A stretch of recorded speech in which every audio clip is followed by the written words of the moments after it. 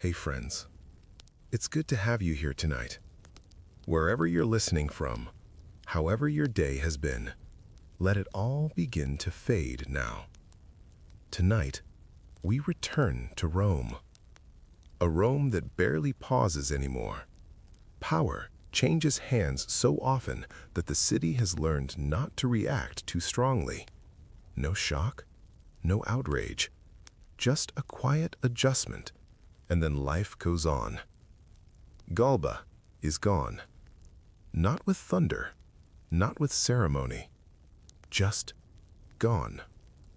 The idea of a moral emperor disappears with him, and Rome does what it has been doing for a while now. It continues. The auction of power does not stop. It simply moves to the next bidder. And next, Rome gets Otho. Otho is not a warrior shaped by hardship. He is not a reformer. He does not frighten anyone on first glance. What he is pleasant. He is charming, stylish, comfortable in rooms full of important people. He remembers names. He understands moods. He knows when to lean in and when to step back. He grows up surrounded by comfort, but also control. A strict household, clear expectations. Otho reacts by becoming everything that household was not. Fashionable, indulgent, deeply aware of appearances. He moves easily through elite circles. He learns social power early, not force, but influence. And in those circles, he becomes close to a young man who will one day reshape Rome entirely. Nero. Before power corrodes him, before fear replaces playfulness, for a time, they share the same tastes. Luxury, spectacle, the belief that rules are flexible, especially for people like them. Otho is trusted, included, comfortably close to the center of attention. Then someone else enters the story. Poppaea, intelligent, ambitious, fully aware of the effect she has on others. Otho marries her first. Nero notices her next. And when Nero wants something, Rome has learned that wanting is usually enough. Otho is sent away. Officially, it's an honor, a distant governorship, a chance to serve the empire. Unofficially, everyone understands. It's exile with better scenery. Otho leaves Rome behind, along with his marriage and his future as he imagined it. And something unexpected happens. Away from the spotlight, Otho becomes capable. He governs carefully, builds trust, avoids cruelty. For someone who once lived for attention, he learns patience, and more importantly, he learns how power really works. Not through spectacle, but through loyalty. So when Nero finally collapses, Otho notices the opening immediately. He supports Galba, funds the effort, spreads influence quietly. He expects a reward, because in Rome, loyalty is a transaction. But Galba chooses differently. Principle, or stubbornness. Either way, Otho is passed over. He does not shout. He does not rage. He calculates. He turns to the Praetorian Guard, men who feel insulted, ignored, unpaid. Otho offers them what Galba refused: respect, reward, recognition. They listen. They always do. Galba falls quickly. So does his chosen successor. And Rome blinks. By the time most people fully understand what has happened, Otho is emperor. He knows how fragile this moment is. He moves carefully, speaks gently to the Senate, restores honors, promises stability. He praises the man he replaced because Rome prefers its violence wrapped in courtesy. Otho tries to be everything at once, measured to the Senate, generous to the people, familiar to Nero's old supporters, supportive of the army. It is ambitious and impossible, because far from Rome, other armies have already decided. On the distant frontier, hardened legions choose their own emperor, Vitellius. Unlike Otho, Vitellius has something Rome cannot ignore: soldiers who are used to marching, to fighting, to being obeyed. Otho understands the danger. He can wait, or he can move. He chooses to move. He marches north with what he can gather. His advisors urge caution. He chooses speed.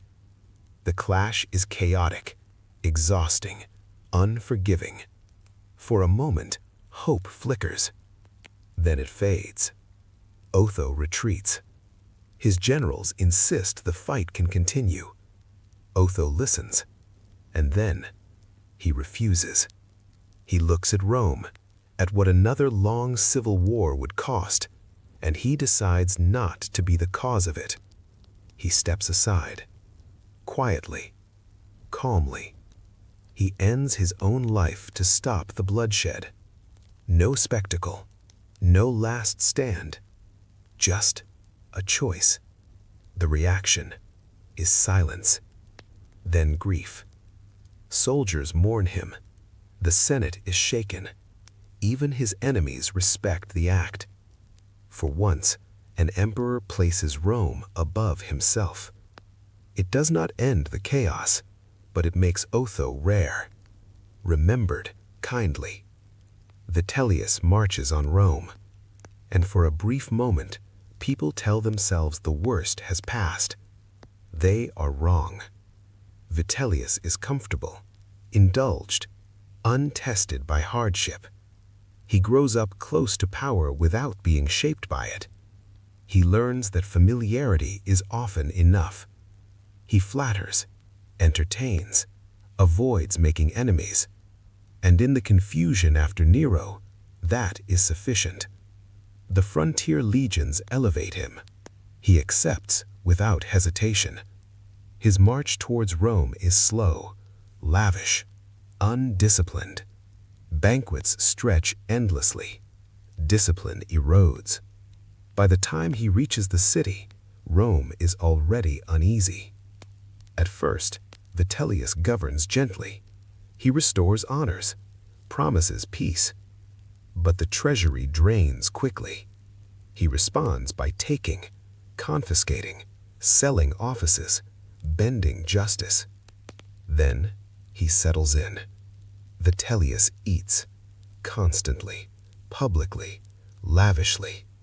Rome watches its emperor consume while the state weakens. Power becomes indulgence. The court becomes a marketplace. Soldiers grow violent. The streets grow tense. And while Rome is distracted, the eastern provinces do what Rome has come to expect. They choose another emperor, Vespasian. Disciplined, practical, patient. He does not rush. He lets momentum build on its own. Vitellius dismisses the threat. This is his final mistake, because armies do not stop once they begin moving. And Rome, once again, holds its breath. He tries to abdicate, then changes his mind, then tries again. The Senate, exhausted and frightened, wavers. The Praetorian Guard switches sides.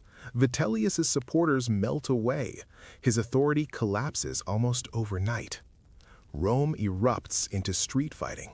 Fires burn, buildings collapse, temples are damaged. Roman fights Roman again, and the city groans under the weight of yet another civil war. Vitellius hides in the palace, then tries to flee, then hides again. Eventually, soldiers find him. Dragged through the streets, humiliated, beaten, mocked, Vitellius experiences Rome's judgment firsthand. The crowd that once watched him feast now watches him fall. He is killed near the Forum.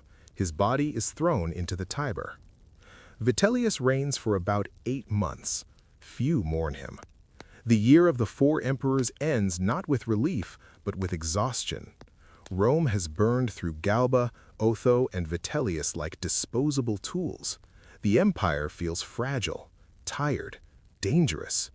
But out of the chaos, something different emerges. Not a performer, not a moralist, not a glutton. A builder, a survivor. Next, Rome meets Vespasian, a man who will restore stability not with grandeur, but with competence. And after everything Rome has endured, competence will feel revolutionary.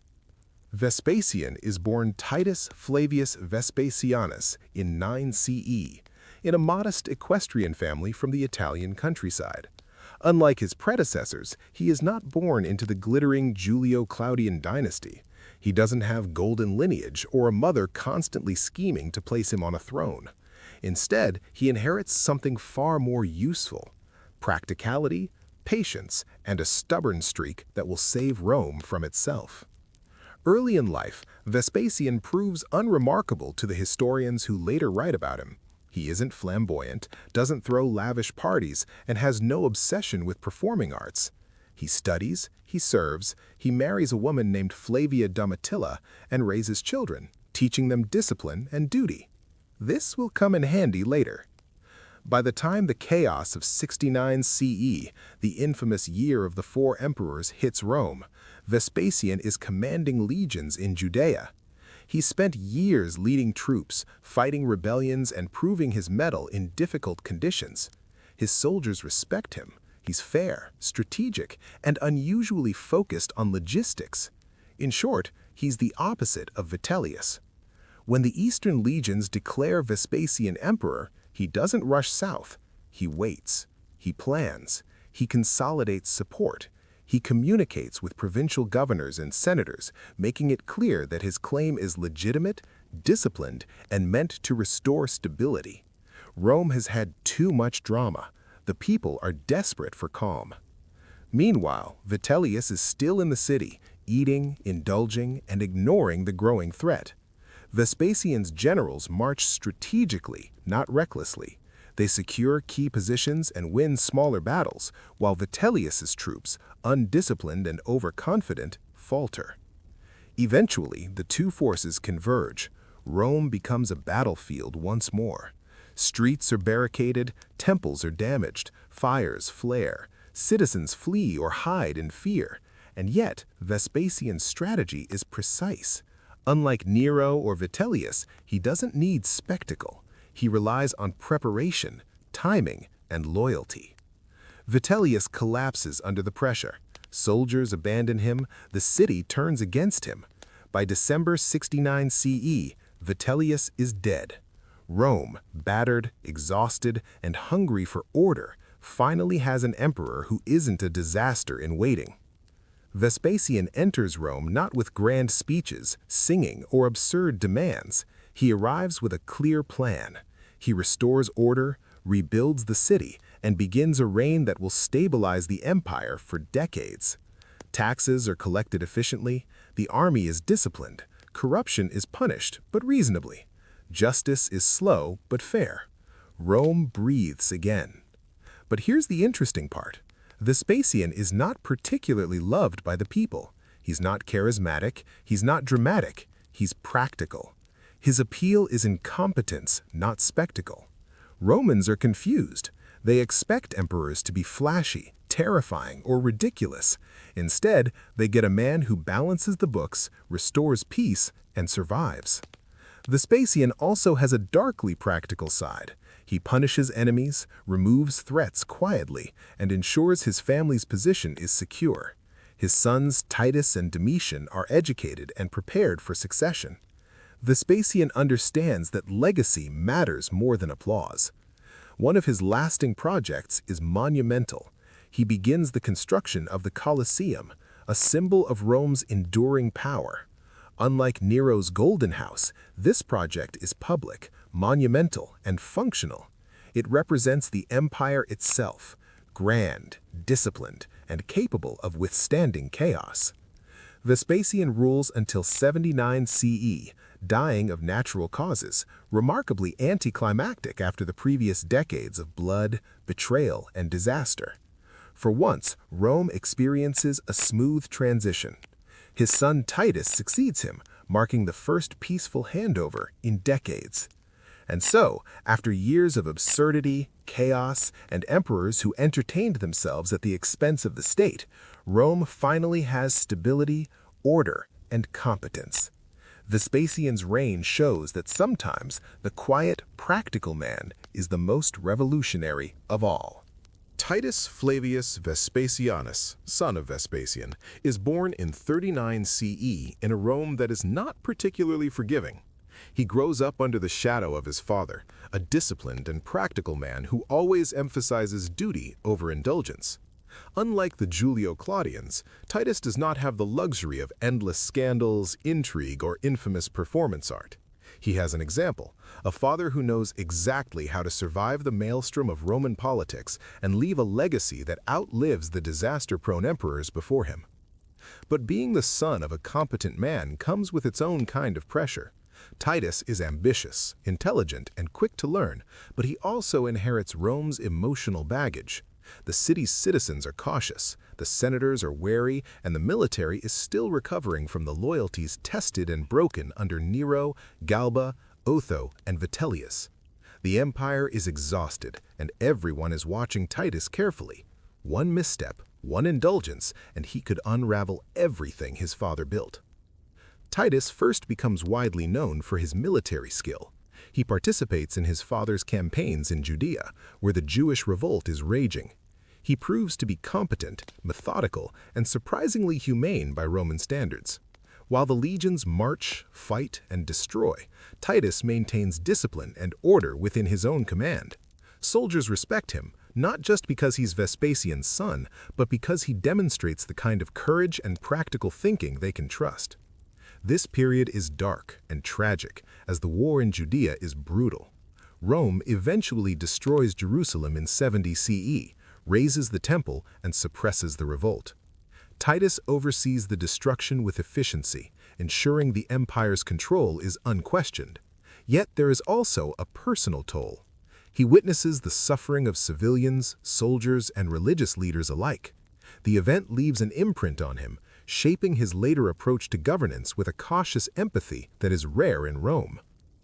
By 79 CE, Vespasian dies of natural causes, leaving Titus to inherit an empire that is structurally sound but still emotionally fragile. People are watching, as always. Senators are suspicious, citizens remember the excesses of Nero, soldiers remember the chaos of Vitellius. Rome is essentially a powder keg disguised as a functioning state. And Titus? Titus tries to be the man Rome needs. He begins his reign with measured generosity and visible competence. Taxes are fair. Public games are organized to boost morale. Grain distributions resume reliably. Cities that suffered under the previous emperors see public works rebuilt. The Colosseum, begun under Vespasian, is inaugurated with massive celebrations. This is symbolic. Rome is not only being restored physically, but psychologically. Citizens can imagine stability again, even if history suggests it's temporary. Titus's approach to leadership is interesting because it blends the practical with the personal. Unlike Vitellius, he does not indulge himself. Unlike Nero, he does not crave applause. He quietly attends to both civic duties and public perception, understanding that Rome's fragile trust must be maintained. He also gains popularity among the army by ensuring soldiers are rewarded promptly and fairly, a lesson learned from observing Vitellius's disastrous indulgence and Otho's brief caution. But Rome is rarely kind to even the most careful ruler. In 79 CE, a major natural disaster strikes, the eruption of Mount Vesuvius. Pompeii and Herculaneum are buried under ash, thousands die, cities are destroyed. Titus responds with what we might call hands-on empathy for a Roman emperor. He coordinates relief efforts, distributes funds from the imperial treasury, and personally oversees aid to the survivors. While his reputation grows as a compassionate ruler, the scale of the disaster is enormous. Rome, ever dramatic, now has its first natural catastrophe under the Flavian Dynasty. And the tragedies don't stop there. In 80 CE, a fire breaks out in Rome itself. Houses, temples, and public spaces are damaged. Again, Titus responds quickly, personally supervising relief and reconstruction. Citizens are impressed, but the repeated disasters weigh on the emperor psychologically. Imagine inheriting a stable empire and immediately being told through fire and ash that nothing is permanent. For a man who values order and discipline, it's exhausting. Then comes the Colosseum's inauguration, which is a spectacle that lasts hundreds of days. Gladiatorial games, wild animal hunts, and naval reenactments are staged in the massive amphitheater. Unlike Nero, Titus uses it not for personal vanity, but for public morale. The games cost vast amounts of money, but citizens are entertained, soldiers are celebrated, and the city's spirit is lifted. It is one of the few times in Roman history when extravagance serves a practical purpose, uniting a recovering society. Titus is remembered for his fairness, intelligence, and measured empathy. He maintains his father's policies while softening some of the harsher aspects of Roman rule. He's approachable, often visiting temples, public gatherings, and games without excessive pomp. Yet there is darkness beneath the surface. His family, like all Roman dynasties, is haunted by tragedy. His brother, Domitian, who will later become emperor, is ambitious and unpredictable. The shadow of succession looms, and Titus understands that power in Rome is always temporary. Despite his competence, Titus's reign is short. In 81 CE, he dies unexpectedly, possibly from fever or poisoning, though sources differ. Rome mourns. Public grief is widespread, unusual for a city accustomed to cynical survival. Citizens remember his generosity, soldiers remember his fairness, and historians note the contrast between Titus and the disaster-prone emperors before him. He ruled only 2 years, yet managed to stabilize Rome, respond to natural disasters with empathy, and leave the city functioning better than when he inherited it. Titus's death leaves the throne to his brother, Domitian, and here the story shifts. Domitian is ambitious, paranoid, and meticulous in ways that unsettle both the Senate and the people. The calm and competence of Vespasian and Titus will give way to an emperor whose obsession with control will create tension, fear, and eventual assassination. But for now, Rome breathes. For 2 short years, it experiences leadership that balances power with empathy, efficiency with fairness. Citizens may not fully understand it, but history notes it. Titus, the emperor who inherited disaster and tried to smile anyway. And next we'll dive into Domitian, whose paranoia, cruelty, and obsession with control will remind Rome why absolute power is always dangerous, even after careful emperors like Vespasian and Titus. Born in 51 CE, Titus Flavius Flavianus is the younger son of Vespasian. Unlike his older brother Titus, who learned empathy in the crucible of disasters, Domitian grows up observing power as absolute, transactional, and often terrifying. He's intelligent, disciplined, and physically robust, but he is also deeply insecure, constantly aware that his position as a younger son makes him second in line. Rome's history of assassinations, conspiracies, and betrayals is not abstract to him, it is a blueprint. Domitian's early years are a combination of education, military experience, and family observation. He watches his father consolidate power after the chaos of 69 CE, learning what works and what doesn't. He sees Titus respond to crises with empathy and efficiency. And he also observes one unchangeable truth. In Rome, power is never safe. It is precarious, and enemies lurk everywhere. When Titus dies in 81 CE, Domitian assumes the throne at age 30. He inherits an empire that is stable, disciplined, and after years of turmoil, relatively content. Citizens are cautiously optimistic. Senators hope for continued calm. Soldiers expect fair treatment based on the previous reigns. Domitian begins with competence. He strengthens the economy, enforces laws, and secures the frontiers. Rome's finances stabilize under his administration, and he begins public works, including rebuilding portions of the city damaged by previous disasters. Initially, he maintains a balance between imperial authority and civic responsibility. Citizens admire him, at least superficially. But Rome is unpredictable, and so is Domitian. Beneath his disciplined exterior lies a profound insecurity.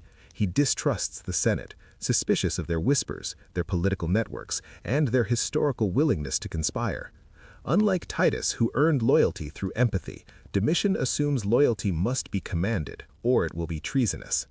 This paranoia shapes his reign. He creates a network of informers, spies who report on senators, advisors, and military commanders. Treason trials multiply, executions become public spectacles. Fear, rather than admiration, becomes the currency of governance. Domitian does not rule alone, he rules through terror. The Senate despises him. They quietly refer to him as a tyrant. Domitian, aware of their disdain, increasingly bypasses their authority, governing autocratically. He issues edicts, enforces laws, and interprets justice according to his own judgment. Publicly, he remains visible and ceremonious, attending games, ceremonies, and religious festivals. Privately, he meticulously removes threats, real or imagined. Domitian's relationship with the army is more cautious. Unlike Vitellius, who overindulged soldiers, or Nero, who alternated between fear and bribery, Domitian ensures loyalty through consistent pay, discipline, and reward. Soldiers respect him. They fear him, but fear is often more effective than admiration in maintaining control.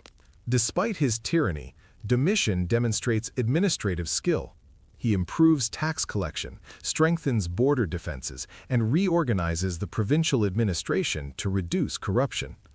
Rome functions efficiently under his rule, even as terror permeates the political elite. He is not incompetent, in fact, he's remarkably capable, but capability alone does not win friends. Domitian's personal life is tense and controlled. He marries Domitia Longina, but the relationship is politically motivated. He is suspicious, often cruel, and intensely private. The imperial family is closely monitored, and anyone perceived as a rival or potential conspirator is eliminated or marginalized. Public gossip spreads of his harshness, secret executions, and obsession with control. Whether exaggerated or accurate, the fear is real. Over time, Domitian's paranoia escalates. Senators are accused of trivial offenses, public trials serve as warnings, informers are rewarded, even minor missteps are punished severely. Loyalty is never assumed, it must be proven repeatedly. Domitian's court becomes a labyrinth of fear, and few survive unscathed. After nearly 15 years on the throne, the tension reaches a breaking point. In 96 CE, a conspiracy forms among court officials, including members of his own household. They infiltrate the palace. On September 18, 96 CE, Domitian is assassinated in his private chambers, stabbed, suffocated, and betrayed by the people he trusted least but controlled most. Rome reacts with relief and shock. The Senate celebrates, declaring Domitian a tyrant, erasing his memory from public monuments. Yet history remembers his reign as a mix of terror and competence, an emperor who stabilized the empire administratively but ruled through fear, suspicion, and ruthless efficiency. Domitian's death marks the end of the Flavian Dynasty's direct rule, leaving Rome in the hands of senators who attempt to restore traditional authority. But the lessons of Domitian's reign linger. Power is fragile, loyalty is conditional, and absolute control often breeds paranoia, fear, and eventual downfall. Next, we'll explore the era of the 5 good emperors, beginning with Nerva, whose reign shifts Rome from paranoia and terror to a rare period of cautious stability, wisdom, and governance based on merit rather than bloodline. This is Marcus Cocceius Nerva, born in 30 CE into a respected but not particularly ambitious family. He grows up in Rome during the reign of emperors like Claudius and Nero, witnessing political murders, palace intrigues, and the constant rise and fall of families. Unlike Domitian or Nero, Nerva's path to power is not fueled by ambition or spectacle. It is fueled by survival, competence, and reputation for fairness. By the time he reaches adulthood, Nerva has carved a niche in Roman politics as a cautious administrator. He serves as consul, senator, and advisor under various emperors, always careful to maintain loyalty without overstepping. He survives Domitian's paranoia, managing to avoid the pitfalls that claimed so many of his peers. This ability to navigate danger quietly becomes his defining characteristic. When Domitian is assassinated in 96 CE, Rome is in shock. Senators breathe easier, soldiers watch warily, and citizens hope for relief from fear. Nerva, at age 66, is proclaimed emperor, not by the army, not by a coup, but by the Senate. The choice is deliberate. Nerva is elderly, cautious, and unlikely to pursue personal power at the expense of stability. The Senate hopes he will restore order while leaving their influence intact. Nerva's reign begins carefully. He avoids indulgence, extravagance, or rash decisions. Publicly, he presents himself as a stabilizing figure. He pardons those previously punished under Domitian, recalls exiles, and begins reforms aimed at repairing the damage caused by years of terror. This includes financial relief for impoverished citizens, land redistribution programs, and efforts to curb corruption among provincial governors. But Nerva's biggest challenge is the military. Unlike emperors like Domitian or Vitellius, Nerva does not command legions personally. He is a civil administrator, accustomed to diplomacy, negotiation, and prudence, not battlefield leadership. The army, loyal to Domitian's memory and wary of a weak emperor, begins to question his authority. Early in his reign, this tension comes to a head. A revolt by the Praetorian Guard, the very force that once determined the fate of so many emperors, threatens Nerva's position. Soldiers demand stricter rewards, better pay, and a more forceful leader. Nerva negotiates. He distributes bonuses, promises reforms, and demonstrates political flexibility. He survives, but the incident underscores a crucial lesson. An emperor's survival depends not just on wisdom, but on controlling the army's loyalty. To secure Rome's future beyond his own reign, Nerva makes a radical decision: adoption. He adopts Trajan, a general respected by legions and provinces alike, as his heir. This move is unprecedented in its implications. Nerva cannot rely on bloodline alone. He must ensure succession through merit, military approval, and administrative competence. Trajan embodies all three. With this adoption, Nerva shifts the political culture of Rome. He demonstrates that the empire can function based on skill, loyalty, and foresight, rather than hereditary privilege or brute force. It is a subtle but profound change, one that sets the stage for what historians later call the era of the 5 good emperors. Nerva's personal life is quiet. He marries modestly, avoids scandal, and maintains a reputation for integrity. Unlike Domitian, he rules without terror. Unlike Nero, he rules without indulgence. His approach is pragmatic. Rome is fragile, and a steady hand is more valuable than spectacle or cruelty. However, Nerva's reign is not long. At age 66, his health is failing. After just 2 years, he dies of natural causes in 98 CE. The transition to Trajan is smooth, almost shockingly so, thanks to the careful groundwork he laid. Citizens, soldiers, and senators alike accept Trajan without bloodshed or rebellion, a rarity in Roman history. Nerva's legacy is subtle but enduring. He proves that competence, prudence, and foresight can stabilize an empire even after decades of terror and chaos.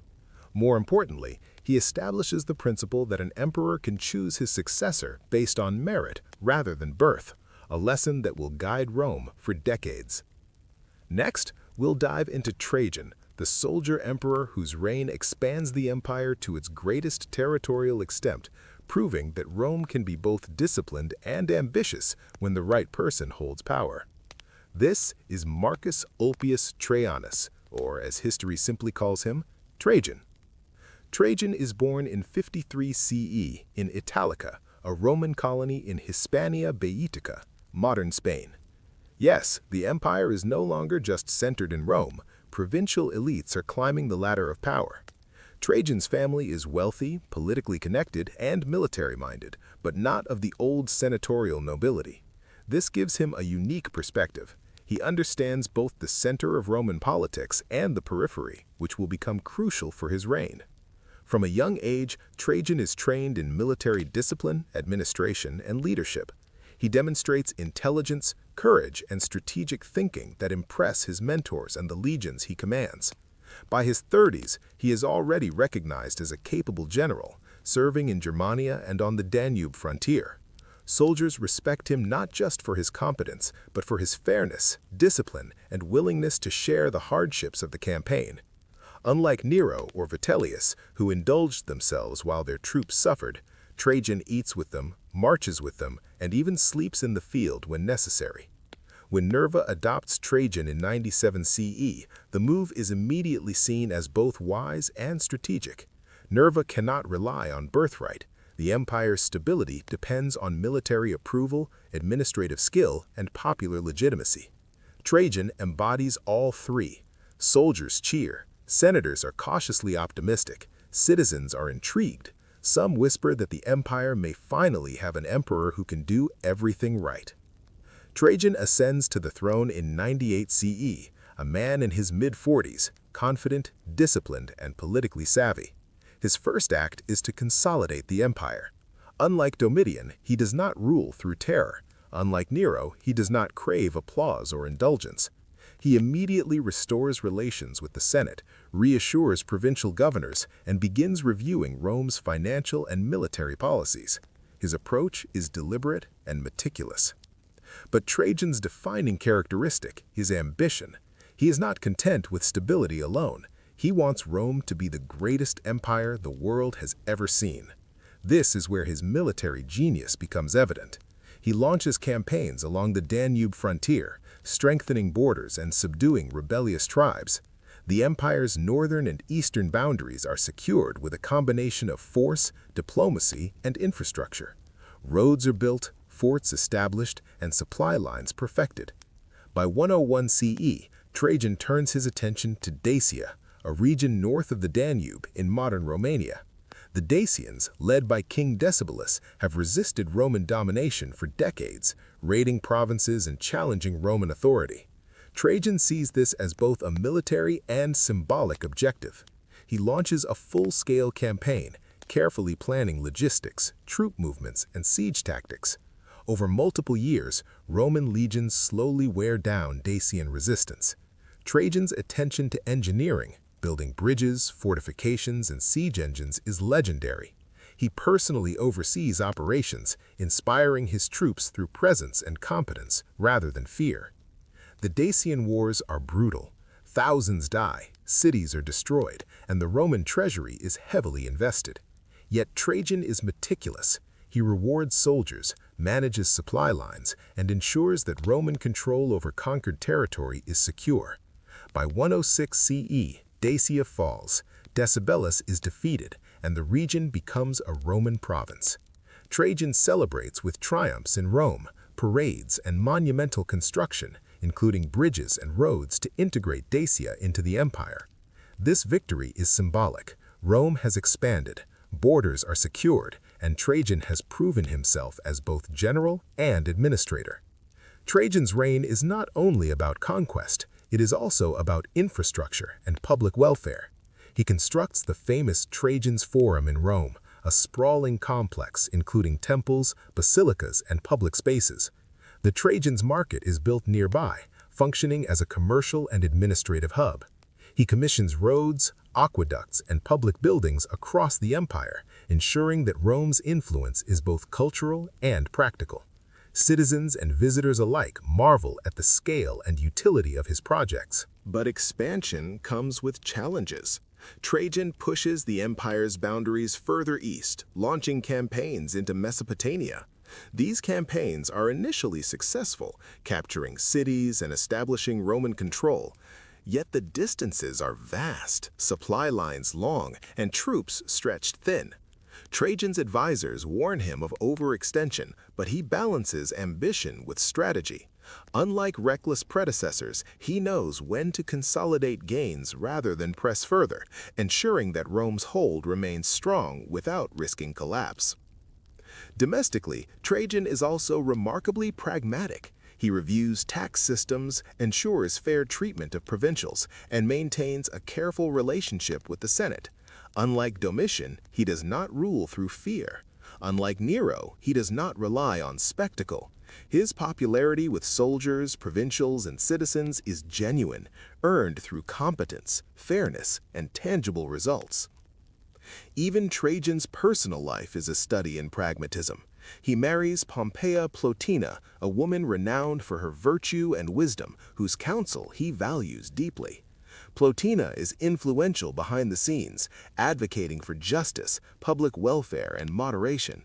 Trajan listens, demonstrating that effective leadership sometimes requires humility and counsel. Despite his successes, challenges remain. Wars are costly, governance across a vast empire is complex, and maintaining loyalty among diverse populations is never easy. Trajan's solution is consistent oversight, attention to detail, and delegation to capable officials. He understands the limits of his own presence and cultivates a network of loyal, competent governors and generals. Trajan dies in 117 CE during a campaign in the east, leaving an empire at its territorial peak, administratively stable and culturally unified. His succession is smooth as he adopts Hadrian, a man of intellect, experience, and loyalty, ensuring continuity. Trajan's legacy is monumental. He expanded Rome further than any emperor before or after, built lasting infrastructure, and demonstrated that ambition, when balanced with prudence, can elevate an empire to unprecedented heights. Trajan's story reminds us that Rome's greatest rulers were not merely survivors or entertainers. They were planners, soldiers, and builders who understood the delicate balance of power, loyalty, and legacy. Next, we'll explore Hadrian, the thinker emperor, whose reign shifts Rome from expansion to consolidation, demonstrating that controlling an empire is sometimes more important than swords. This is Publius Aelius Hadrianus, or simply Hadrian, the thinker emperor who decided walls were sometimes more important than swords. Hadrian is born in 76 CE in Italica, the same Roman colony in Hispania that produced Trajan. Yes, Rome has already proven that provincial elites can produce emperors capable of reshaping the world. Hadrian's family is wealthy, well-connected, and politically ambitious, yet not entrenched in the old senatorial aristocracy. This gives Hadrian a perspective of both insider knowledge and outsider observation, a combination that proves powerful later. As a young man, Hadrian is educated in law, rhetoric, and military discipline. He studies literature and philosophy, absorbing Greek thought alongside traditional Roman values. By the time he reaches adulthood, he is not only competent in administration and warfare, but also deeply reflective, a rarity in an empire often defined by spectacle, brutality, and impulsive ambition. Hadrian's early career unfolds under the reign of Trajan. He serves in various military and administrative roles, gaining respect among soldiers and officials alike. Trajan is impressed by Hadrian's intelligence and loyalty, eventually arranging for him to marry Vibia Sabina, further cementing his political prominence. Despite being Trajan's adopted heir, Hadrian's rise is not automatic. It requires recognition of skill, judgment, and political acumen. When Trajan dies in 117 CE, Hadrian assumes the throne, inheriting the largest empire Rome has ever seen. Its borders stretch from Britain to the Euphrates, from the Rhine to North Africa. Administratively, the empire is functional, but it is unwieldy. Provinces are distant, communication is slow, and diverse populations bring unique challenges. Hadrian understands immediately that unchecked expansion is dangerous. Maintaining control is far more important than adding new territory. This is where Hadrian's philosophy of rule becomes clear. Unlike Trajan, whose reign is defined by conquest and martial glory, Hadrian focuses on consolidation, diplomacy, and infrastructure. His first major project is a tour of the provinces, traveling for years through Greece, Asia Minor, Egypt, Judea, Gaul, and Britain. He meets governors, inspects troops, reviews taxes, and listens to complaints. He observes firsthand what makes the empire stable and what threatens its cohesion. Hadrian's travels are not leisurely vacations. They are calculated inspections, lessons in governance, and exercises in loyalty building. Citizens and soldiers alike note his presence, often responding with genuine respect.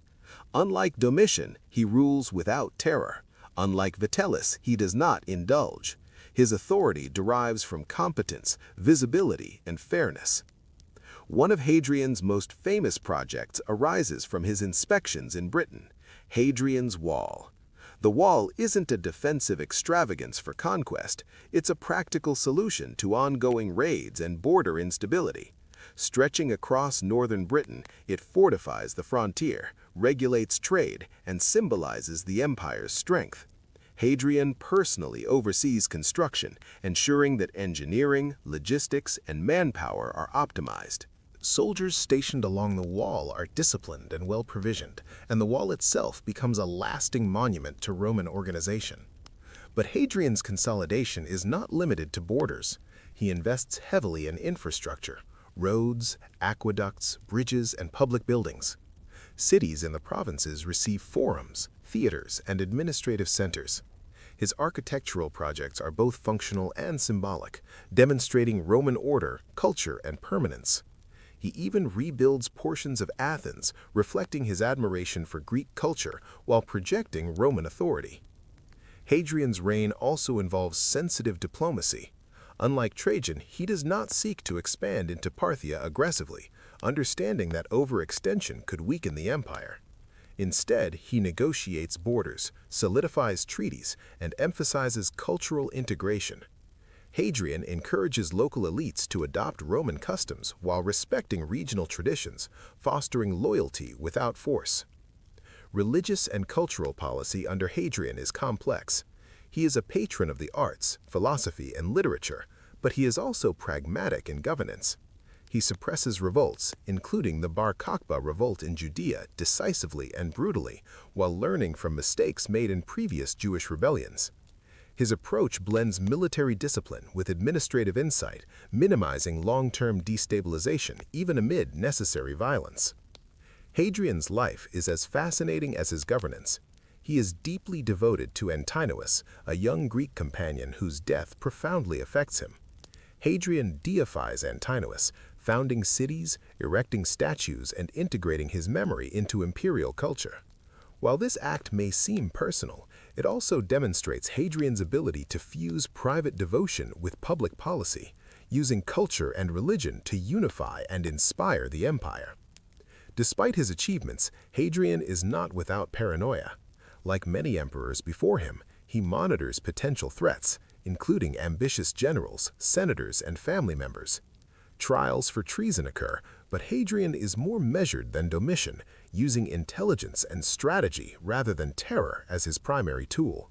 Loyalty is rewarded, incompetence corrected, and rebellion punished decisively but strategically.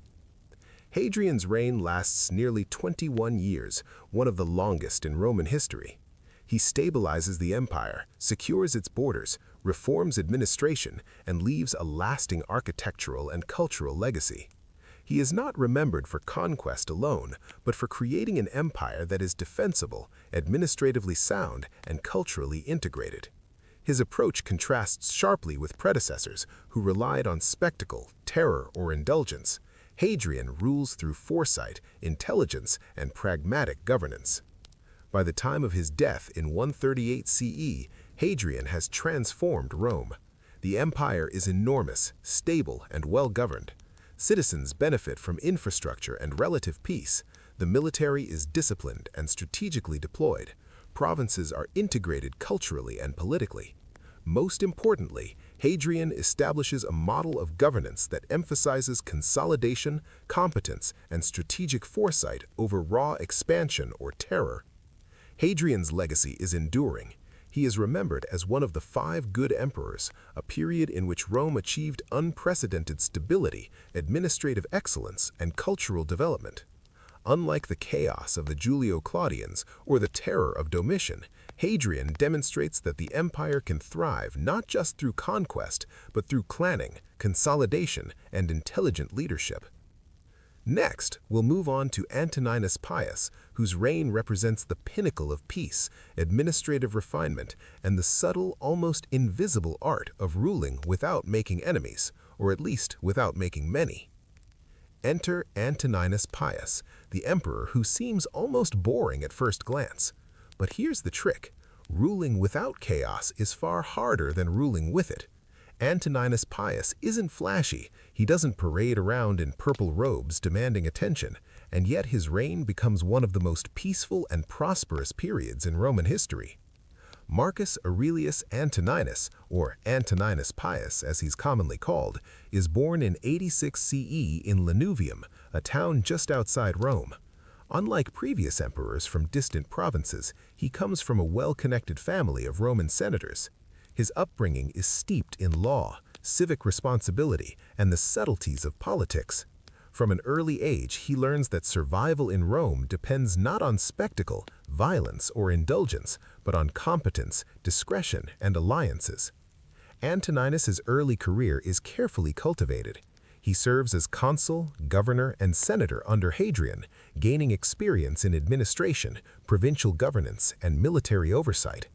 Unlike Nero or Domitian, he does not seek the limelight or popularity through extravagance. Instead, he focuses on learning how to manage the machinery of the empire.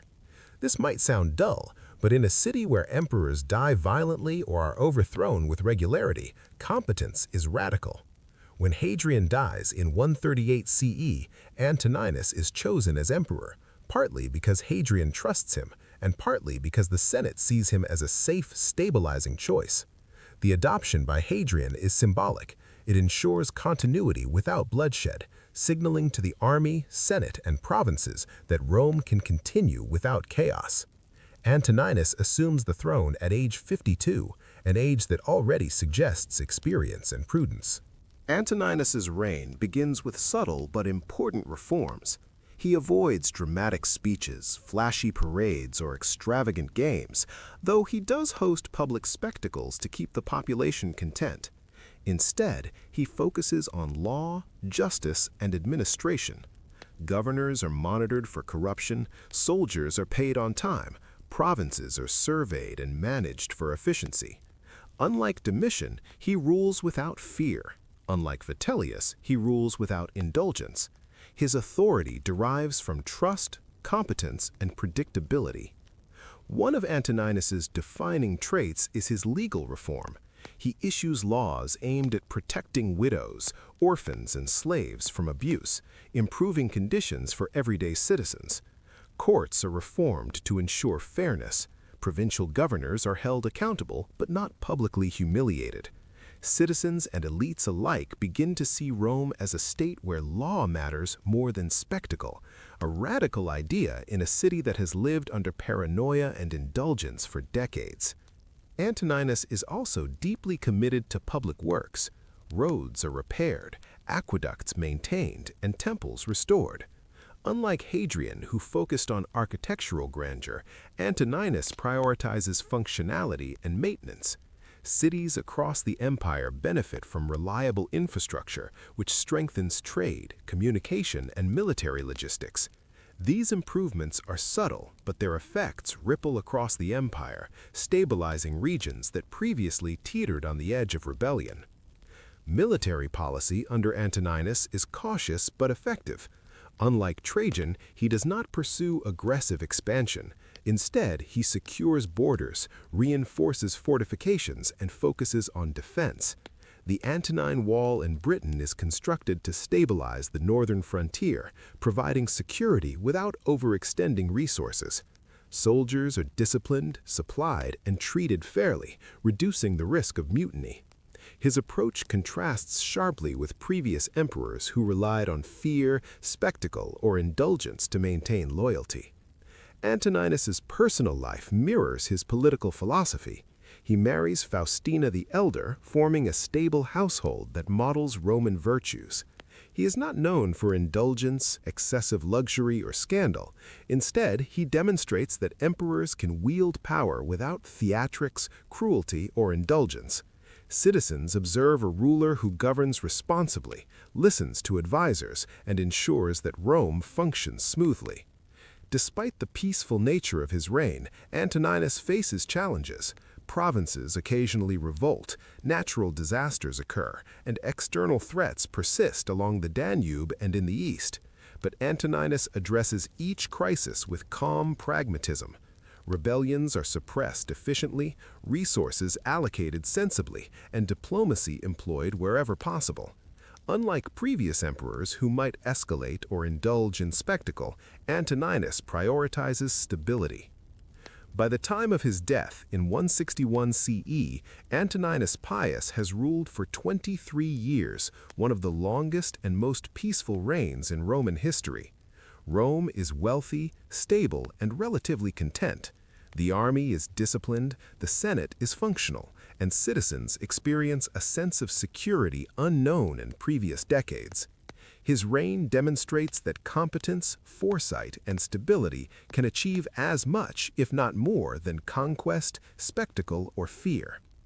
Antoninus's greatest legacy may not be visible in monuments or military campaigns. It is in the culture of governance he establishes, careful, measured, and reliable. By creating a stable environment, he sets the stage for his adopted sons, Marcus Aurelius and Lucius Verus, to inherit an empire that is orderly, prosperous, and prepared for the challenges ahead. Antoninus Pius proves that in a world of violent, indulgent, and paranoid rulers, calm, consistent governance is revolutionary. Citizens may not celebrate him with the drama of Nero or the bloodlust of Domitian, but history remembers him as one of the most effective emperors Rome ever had. Next, we'll explore Marcus Aurelius, the philosopher emperor, whose reign is defined by wisdom, stoicism, and the grim realities of ruling an empire in perpetual conflict. Marcus Aurelius is born Marcus Annius Verus in 121 CE into a wealthy and politically influential Roman family. From an early age, he is groomed for leadership, receiving a rigorous education in rhetoric, law, and philosophy. His tutors emphasize stoicism, teaching him to value reason, self-control, and duty over indulgence or impulse. This philosophical foundation becomes the lens through which he approaches every decision as emperor. Unlike predecessors who relied on spectacle, fear, or brute force, Marcus is reflective and disciplined. He observes the world not just as an emperor, but as a student of human behavior. He writes constantly, notes, letters, reflections, what will later become the Meditations, a deeply personal record of Stoic thought and the internal struggle of a ruler facing impossible challenges. Marcus ascends to power in 161 CE following the death of Antoninus Pius. He is co-emperor with Lucius Verus, a man of a very different temperament. Lucius is indulgent, pleasure-seeking, and less disciplined, a sharp contrast to Marcus's stoic self-control. The joint rule is pragmatic. Marcus provides wisdom and governance, while Lucius handles armies and public affairs with a lighter touch. But from the start, Marcus is confronted with a world that refuses to pause for philosophy. The empire's borders are under threat. Along the Danube, Germanic tribes, Marcomanni, Quadi, and Sarmatians test Roman defenses, raiding provinces and challenging authority. In the east, Parthia remains a constant concern. Marcus quickly realizes that Stoic meditation alone will not defend Rome. He must combine wisdom with military strategy, diplomacy, and relentless administration. The Marcomannic Wars, beginning in 166 CE, dominate much of Marcus's reign. Unlike Trajan, who pursued conquest aggressively, Marcus fights primarily defensive campaigns, aiming to secure borders and protect provinces. These wars are grueling, prolonged, and draining, both financially and psychologically. Soldiers are exhausted by harsh winters, long marches, and constant skirmishes. Marcus, despite his philosophical detachment, experiences the emotional toll firsthand, often writing about the burdens of command, mortality, and the impermanence of human effort. Marcus is notable among emperors for his hands-on leadership. He travels to the front lines, inspects troops, and personally oversees logistics. He enforces discipline, rewards loyalty, and mitigates suffering where possible. Unlike Domitian, who ruled through terror, Marcus commands respect through competence, fairness, and integrity. Soldiers admire him not just as a commander, but as a man who shares the hardships of their profession. Meanwhile, Rome faces internal challenges. Plagues sweep across the empire, causing widespread mortality and economic disruption. Public order is threatened by shortages, unrest, and administrative strain. Marcus addresses these issues methodically. He organizes relief, distributes grain, and ensures that infrastructure repairs continue despite crises. His philosophical training informs his decisions. He focuses on what can be controlled, accepts what cannot, and strives to act justly in all matters. Marcus's personal life is intertwined with duty. He marries Faustina the Younger, daughter of Antoninus Pius, forming a politically secure alliance.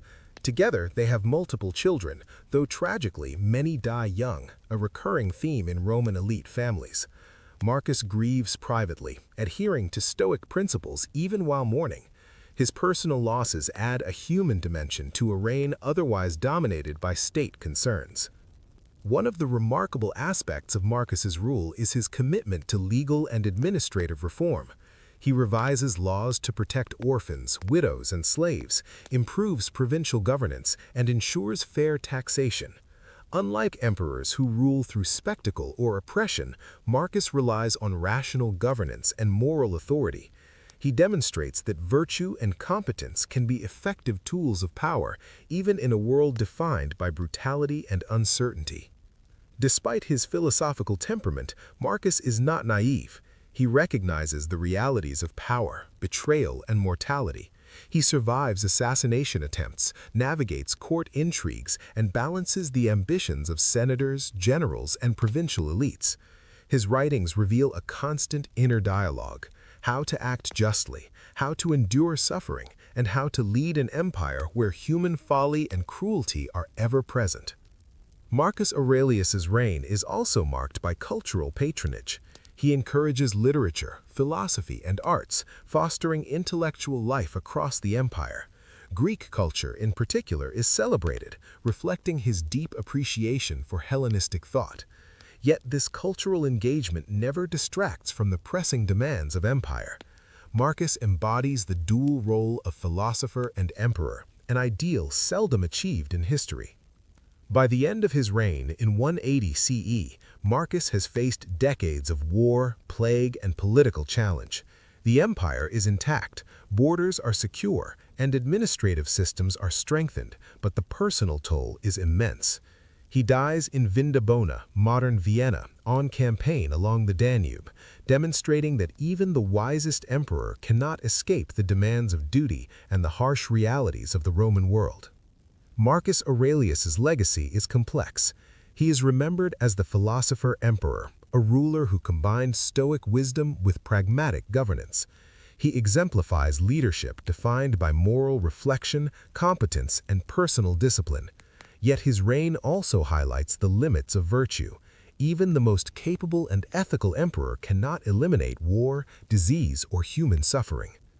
Marcus sets a standard for rulers that echoes through history. It is possible to govern with integrity, reason, and care, even in an empire built on conquest, fear, and violence. Yet he also shows that such governance comes at a personal cost, a lesson for leaders in any era.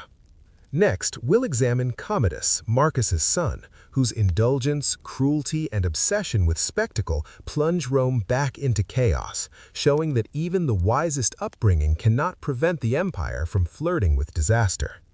After decades of careful, competent, and stoic rule under Marcus Aurelius, Rome finally gets the emperor it deserves, or maybe the one it has always secretly feared: Commodus. If Marcus was wisdom incarnate, Commodus is spectacle incarnate. If Marcus sought stability, Commodus seeks applause. And if Marcus accepted the burdens of duty, Commodus wants to rewrite the rules entirely.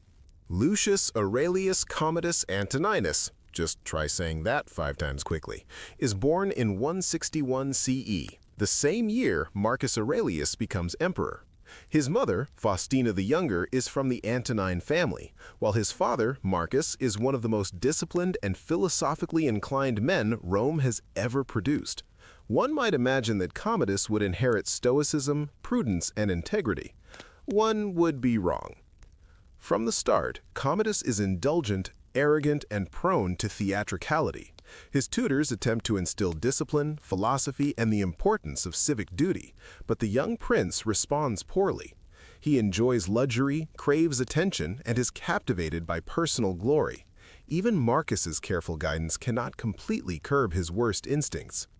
Unlike Marcus, Commodus is charming, and he knows how to exploit charm to manipulate those around him. The seeds of disaster are planted early. When Marcus dies in 180 CE, Commodus assumes sole control. Rome, expecting a continuation of his father's stoic, disciplined governance, is immediately disoriented. Commodus indulges in extravagance, grants favors recklessly, and surrounds himself with flatterers and opportunists. Senators are wary, soldiers are cautious, citizens are entertained, confused, and occasionally horrified. Unlike his father, who ruled through respect and competence, Commodus rules through spectacle and fear. One of Commodus's defining traits is his obsession with gladiatorial games. He famously participates in the arena himself, dressing as a gladiator, fighting wild animals, and even staging elaborate reenactments of historical battles in which he always emerges as the hero. Publicly, this is thrilling. Privately, it is humiliating to the traditional Roman elite, who view such performances as unbecoming of an emperor. The boundaries between ruler and entertainer blur, and the dignity of the imperial office begins to erode. Commodus also engages in extreme self-aggrandizement. He renames Rome Colonia Commodania, rebrands months and festivals after himself, and claims identification with Hercules, adorning statues and coins with his likeness in lion skins and club-bearing poses. Essentially, he turns Rome into a personal stage, a city-sized hall of mirrors reflecting only himself. Citizens, soldiers, and senators are forced to participate in this theatricality or face consequences. Political life under Commodus is dominated by paranoia and purges. Officials who fail to flatter him sufficiently or who simply pose a potential threat are executed, exiled, or humiliated. Informers proliferate in the palace. Fear becomes the primary tool of governance, echoing the worst traits of Domitian. Unlike Domitian, however, Commodus combines terror with indulgence, creating a leadership style that is simultaneously chaotic, cruel, and unpredictable. Commodus's economic policies are inconsistent. While he spends lavishly on games, public buildings, and personal luxuries, the empire's finances strain under mismanagement. Taxes fluctuate, provincial governors are exploited, and corruption spreads as flatterers and opportunists exploit the emperor's whims. Unlike Trajan or Hadrian, who balanced ambition with practicality, Commodus pursues spectacle over sustainability. The army initially remains loyal, largely due to generous donatives and Commodus's charm. Soldiers are rewarded with bonuses, medals, and public recognition. Commodus even parades through camps dressed as Hercules, delighting some and alarming others.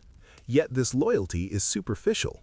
As his reign progresses, his erratic behavior, obsession with personal glory, and distrust of advisors begin to alienate key military leaders, setting the stage for instability. Commodus's personal life is equally scandalous. He indulges in sexual escapades, gambling, and extravagant feasts, often blending personal gratification with public spectacle. He surrounds himself with favorites, often freedmen or obscure courtiers, who gain influence far beyond their competence. Senators, consuls, and nobles are sidelined, humiliated, or eliminated. Rome's traditional elite structure is effectively inverted.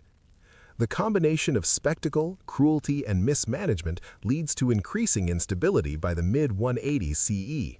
Plots against the emperor emerge as senators, generals, and even family members seek to protect themselves or correct the course of governance. Commodus responds unpredictably, sometimes punishing conspirators, sometimes pardoning them for amusement. His court becomes a theater of paranoia, excess, and intrigue, eroding both public confidence and administrative effectiveness. One of Commodus's most infamous episodes of his reign is his attempt to personally fight as a gladiator in the Colosseum, where he often faced opponents who were armed with wooden weapons to ensure his victory. While he never risked his life seriously, the spectacle humiliated Rome's sense of dignity and offended traditional sensibilities. Commodus framed these performances as heroic, but they revealed an emperor more concerned with vanity than empire. Commodus's reign also has moments of brutal repression. Senators are executed for minor infractions or imagined slights. Advisors disappear mysteriously. Provinces experience arbitrary punishments when Commodus's whims are offended. The empire functions, but only under the veneer of imperial theatrics and fear, a stark contrast to the efficient, disciplined administration of Marcus Aurelius. By the late 180 CE, Commodus's excesses provoke widespread discontent. Military commanders, senators, and palace officials begin to conspire openly.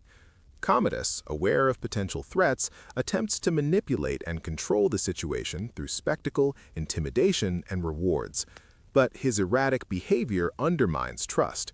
The stage is set for the inevitable, a coup. On December 31, 192 CE, Commodus is assassinated, strangled in his bath by a conspiracy of chamber officials and athletes. His death marks the end of the Nerva Antonine dynasty and plunges Rome into renewed instability. The empire, accustomed to competence, discipline, and moral authority, now faces uncertainty, civil unrest, and the scramble for power that had plagued previous centuries. Commodus's legacy is a cautionary tale. He demonstrates how even the most carefully groomed empire can descend into chaos under a ruler obsessed with personal glory, spectacle, and indulgence. He contrasts sharply with his father, Marcus Aurelius, and predecessors like Antoninus Pius and Hadrian, illustrating that personality, temperament, and morality can shape the fate of Rome as much as military might or administrative skill. Next, we'll examine the chaotic period following Commodus's death, including the Year of the Five Emperors, civil wars, and how Rome struggles to regain stability after nearly 2 decades of indulgence, paranoia, and spectacle. After Commodus, who treated the empire like his personal playground, Rome is left exhausted, terrified, and financially strained. Citizens, soldiers, and senators alike wake up to the shocking reality: no competent, calm emperor is in charge. The year is 193 CE, and it comes to be known as the Year of the Five Emperors. Why 5? Because in 12 months, Rome sees a parade of claimants, assassinations, and rapid-fire successions that would make even the most hardened senator dizzy. Let's break down the chaos. It starts with Pertinax, the city's new hope. He is a senator and general known for discipline, integrity, and moderate reforms. The Senate, desperate to restore order, installs him immediately after Commodus's assassination. Pertinax is exactly what Rome needs in theory, a man of principle, not indulgence. He begins reforms aimed at stabilizing the treasury, disciplining the Praetorian Guard, and restoring moral authority to the imperial office.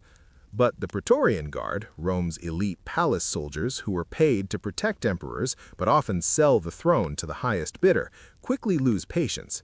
Pertinax is strict, demanding, and refuses to indulge the Guard's usual expectations for bribes and bonuses. Within 3 months, they murder him. His body is abandoned in the streets, a stark warning that virtue alone cannot secure power in Rome. The city reels from the shocking speed of his demise. With Pertinax gone, the Praetorian Guard does something unprecedented. They auction the imperial throne to the highest bidder. This is Rome's darkest moment of absurdity. Senators and citizens look on in disbelief as men with money, influence, and ambition bid to become emperor, literally paying for power. The winner is Didius Julianus, a wealthy senator who reportedly outbids everyone else to claim the throne. Julianus's reign begins with ostentation but quickly collapses. He tries to buy loyalty, bribing soldiers, granting favors, and sending gifts to provincial governors. Yet bribery cannot replace respect, competence, or legitimacy. Provincial governors and legions immediately reject him. Within weeks, Rome faces open rebellion, and multiple generals declare themselves emperor. The empire is fractured, authority is contested, and chaos reigns. Enter Pescennius Niger, governor of Syria. Niger is a capable general with strong support from eastern provinces and legions. He proclaims himself emperor, asserting that he will restore order to Rome. At the same time, Clodius Albinus, governor of Britain, also claims the throne, initially as a potential ally, but eventually as a rival.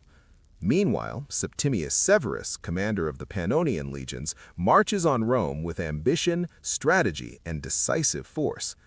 Severus proves to be the most ruthless and effective of the claimants. He quickly secures the loyalty of the Praetorian Guard by promising rewards, consolidates power in Italy, and marches east to confront Niger. Battles are fought, legions clash, and Rome becomes a war zone not in a distant province, but within the political and military heart of the empire. The streets, provinces, and borders are all affected.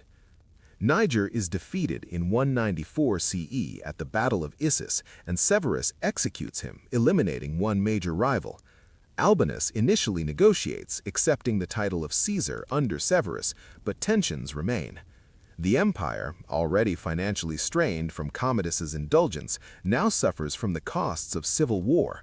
Soldiers demand payment, cities are taxed heavily, and provincial economies struggle to survive the disruption. Meanwhile, Didius Julianus, still in Rome, is captured and executed. The auction emperor, a man whose rule was literally purchased, is now a warning to anyone who thinks wealth alone can secure the crown. His downfall is swift, bloody, and humiliating. Rome, exhausted, begins to realize that survival in this period requires both military power and cunning, not moral authority or popularity. By the end of 195 CE, Septimius Severus emerges as the uncontested ruler. He stabilizes Rome, reorganizes the army, and punishes conspirators, but the scars of the Year of the Five Emperors remain. The Senate is weakened, the city is wary, and the empire's borders have been neglected during the succession wars. The chaotic succession demonstrates the fragility of imperial authority and the central role of the military in deciding the fate of emperors. Severus's rise also marks a turning point. The principle of succession shifts further toward military power. The Senate's role diminishes, and the emperor's authority becomes inseparable from control over legions. Future emperors will learn from this chaos. Legitimacy is often secondary to the ability to command loyalty, enforce discipline, and crush rivals decisively. The Year of the Five Emperors also exposes the psychological toll of imperial instability. Citizens and elites live in fear of rapid regime changes, arbitrary executions, and unpredictable taxation. Soldiers grow accustomed to political influence, expecting rewards for loyalty rather than obeying out of duty. Rome's institutions are stressed to the limit, and only a strong, ruthless leader can restore temporary order. Yet amidst the chaos, there are lessons in strategy, pragmatism, and human behavior. Septimius Severus consolidates power by balancing rewards and fear, demonstrating that decisive action, rather than moral virtue or popularity, is crucial when the empire teeters on collapse. His campaigns against Niger and eventual confrontation with Albinus showcase the importance of military logistics, timing, and psychological manipulation. By the time Severus solidifies control, Rome has learned a harsh truth. The days of peaceful, orderly succession under the Antonines are gone. Virtuous emperors like Marcus Aurelius or Antoninus Pius are rare. The post-Commodus era favors ambition, ruthlessness, and military power above all else. The empire survives, but at a cost.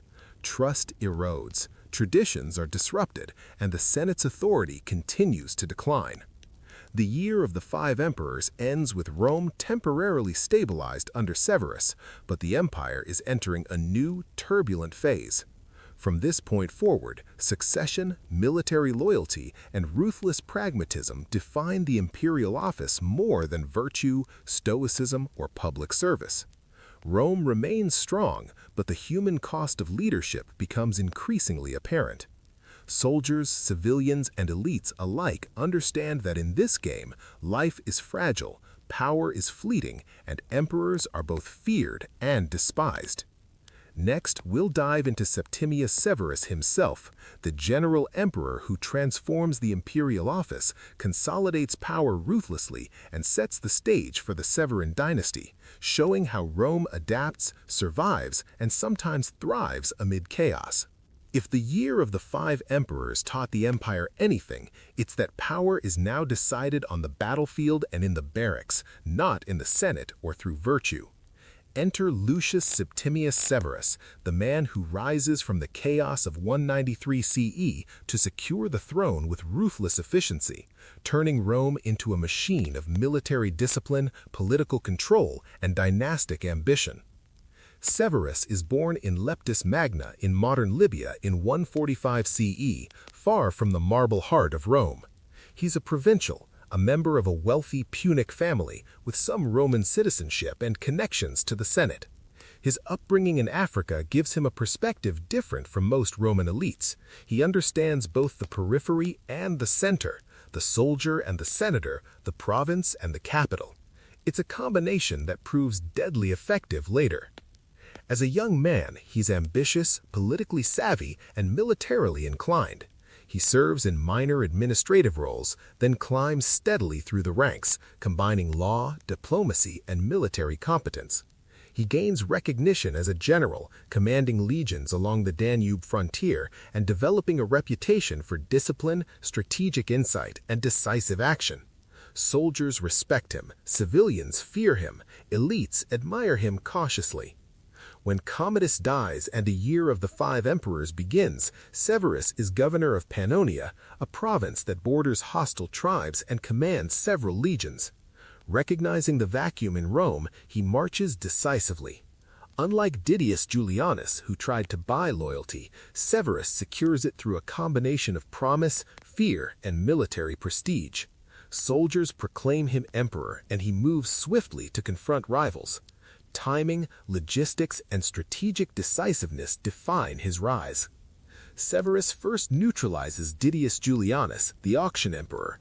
Julianus's death is almost anticlimactic, a reminder that wealth cannot replace authority.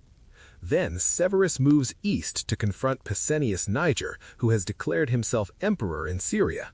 Niger enjoys substantial local support, but Severus's forces are disciplined, well-supplied, and ruthlessly commanded. The ensuing battles, including the decisive Battle of Issus in 194 CE, demonstrate Severus's military genius.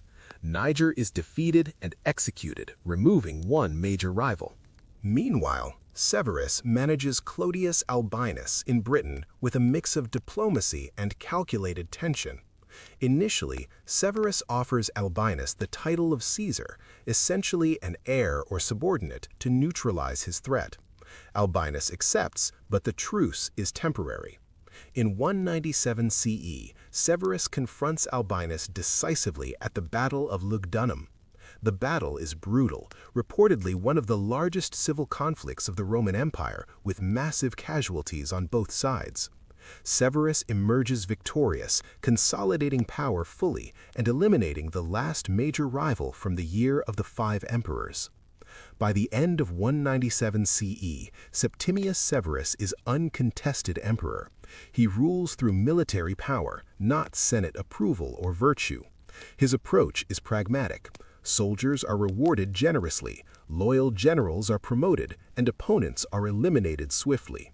The empire is stabilized, but the balance of power shifts permanently toward the army. Senators become increasingly marginalized, understanding that influence depends on proximity to legions rather than the chambered halls of Rome. Severus's personal style of governance is authoritarian but effective. He expands the Praetorian Guard, personally controls appointments, and enforces loyalty through a mix of rewards and fear. Provincial governors are monitored carefully, and corruption is punished, but often ruthlessly. Severus's reforms are aimed at consolidating imperial authority, ensuring that no rival can easily emerge, and creating a dynasty that survives beyond his lifetime. Severus also strengthens the empire's military frontiers. He campaigns in Parthia, reorganizes the legions, and fortifies the Danube and eastern borders. Unlike emperors who rely on spectacle or terror alone, Severus combines strategic planning, disciplined logistics, and personal oversight. Soldiers are trained, supplied, and often marched personally under his command. He understands that the empire's survival depends on the army's effectiveness, loyalty, and morale. On the personal front, Severus is ambitious for his family. He elevates his sons, Caracalla and Geta, as co-emperors, establishing the Severan dynasty. His marriage to Julia Domna, a politically astute and culturally influential woman from Syria, further strengthens his legitimacy. Julia Domna becomes an essential advisor, particularly in administrative, diplomatic, and cultural matters, demonstrating that family politics are as crucial as military control. Severus's reign is also marked by a combination of brutality and pragmatism. He executes potential rivals ruthlessly, sometimes including senators, consuls, and provincial governors. He is paranoid about plots, and his court becomes a dangerous place for anyone without his favor. Yet his ruthlessness is strategic, not chaotic. It ensures that no internal challenge can destabilize the empire, as it did during the year of the 5 emperors. Economically, Severus spends heavily on the army, infrastructure, and public works. While this strengthens loyalty and consolidates power, it also strains the treasury. Taxes rise, and provincial populations occasionally rebel under fiscal pressure. Severus balances this with administrative efficiency, ensuring that the empire remains functional despite the financial burden of his military policies. Severus's campaigns in the east, particularly against Parthia, are notable. He captures key cities, secures borders, and reorganizes territories to prevent future uprisings. He demonstrates strategic patience, understanding that long-term stability requires careful planning, not temporary glory.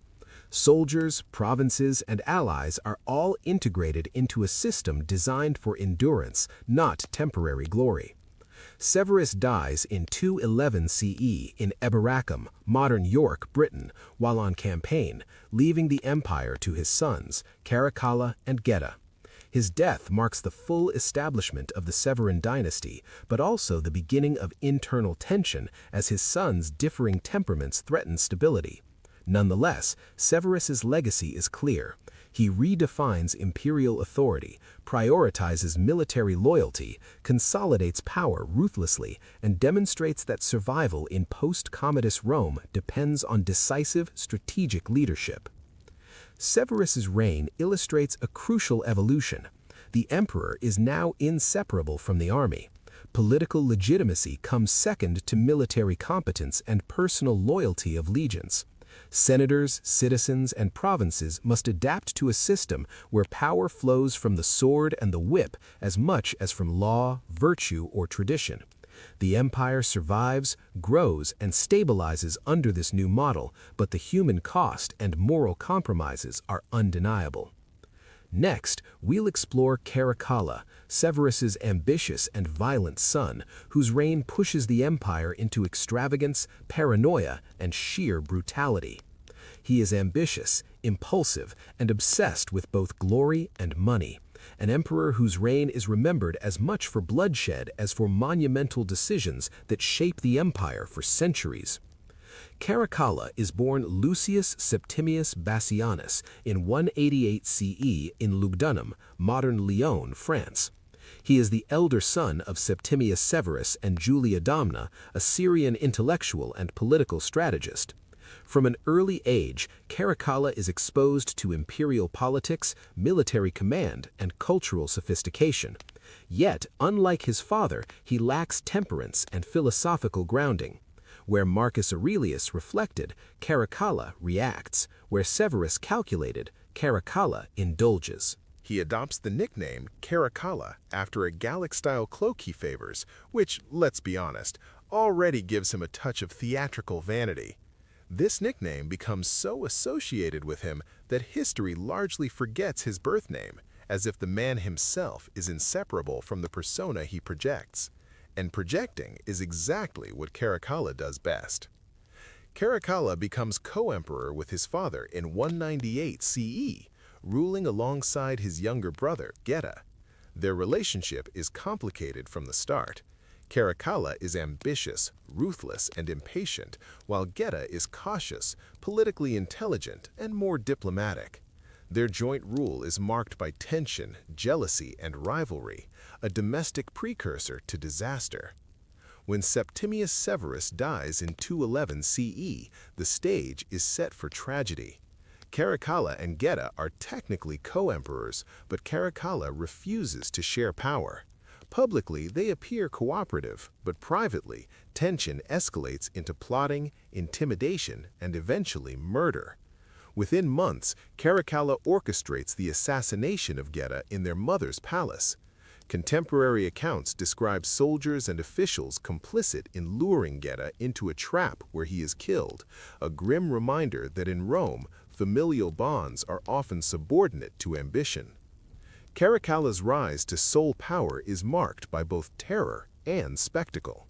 He purges officials who supported Geta, punishes perceived rivals, and solidifies loyalty through military rewards. Fear becomes a primary tool, much like in Commodus's reign, but amplified with calculated brutality. Caracalla understands that in a post-Severus empire, the emperor's authority depends not on legitimacy, law, or virtue, but on the immediate loyalty of the army and elimination of threats. One of the most enduring actions of Caracalla's reign is the Constitutio Antoninana, issued in 212 CE. This decree grants Roman citizenship to nearly all free inhabitants of the empire, a radical move with wide-reaching implications. On one hand, it creates a sense of unity, expanding legal rights and integrating provincial elites more directly into the imperial system. On the other hand, it is also a fiscal strategy. More citizens mean more taxable individuals, increasing imperial revenue to fund his lavish military and personal projects. Caracalla is practical, even if his motivations are mixed. Despite this administrative achievement, Caracalla's reign is dominated by violence and paranoia. He executes senators, governors, and officials who he suspects of disloyalty, often on flimsy grounds. Public spectacles, games, and military parades serve to intimidate and impress, projecting an image of invincibility while reinforcing personal authority. He combines brutality with charisma, ensuring that fear is accompanied by awe. Caracalla is obsessed with the military. He tours the frontiers constantly, participates in campaigns, and ensures that soldiers are lavishly rewarded. He even personally joins troops in battle, presenting himself as both commander and comrade. This cultivates loyalty, but also reinforces the precedent that emperors must maintain power through the army, not through law, civic respect, or public service. His reign exemplifies the shift toward military-dominated succession and authority that Severus established. One of Caracalla's most infamous episodes is his campaign against Parthia. While initially successful, it is costly and does little to stabilize the eastern provinces long term. His military adventures are as much about personal glory and spectacle as strategic necessity. Caracalla is concerned about how history will remember him as a warrior, a builder, and a dominant force, even if the empire pays the price. Caracalla's personal life mirrors his political style, indulgent, impulsive, and often cruel. Contemporary sources describe him as a man prone to fits of rage, sexual excess, and extravagant displays. He surrounds himself with favorites, soldiers, freedmen, and courtiers, whose influence is based solely on proximity and flattery. He trusts few, fears many, and rules through intimidation rather than cooperation. The financial burden of Caracalla's ambitions is enormous. Lavish games, military campaigns, and public works strain the treasury. Provinces face increased taxation and requisitioning, fueling resentment among local populations.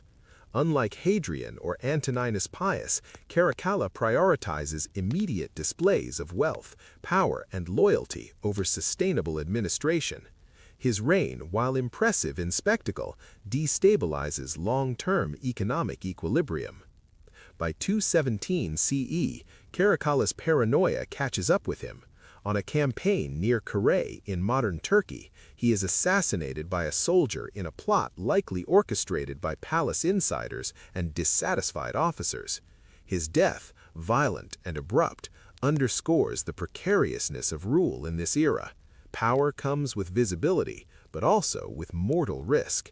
Even a soldier emperor cannot escape the consequences of brutality, indulgence, and unchecked ambition. Caracalla's legacy is complicated.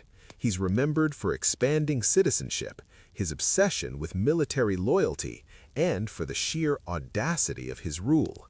Yet he also represents the dangers of inherited power, unrestrained ambition, and the cult of personal glory over stable governance.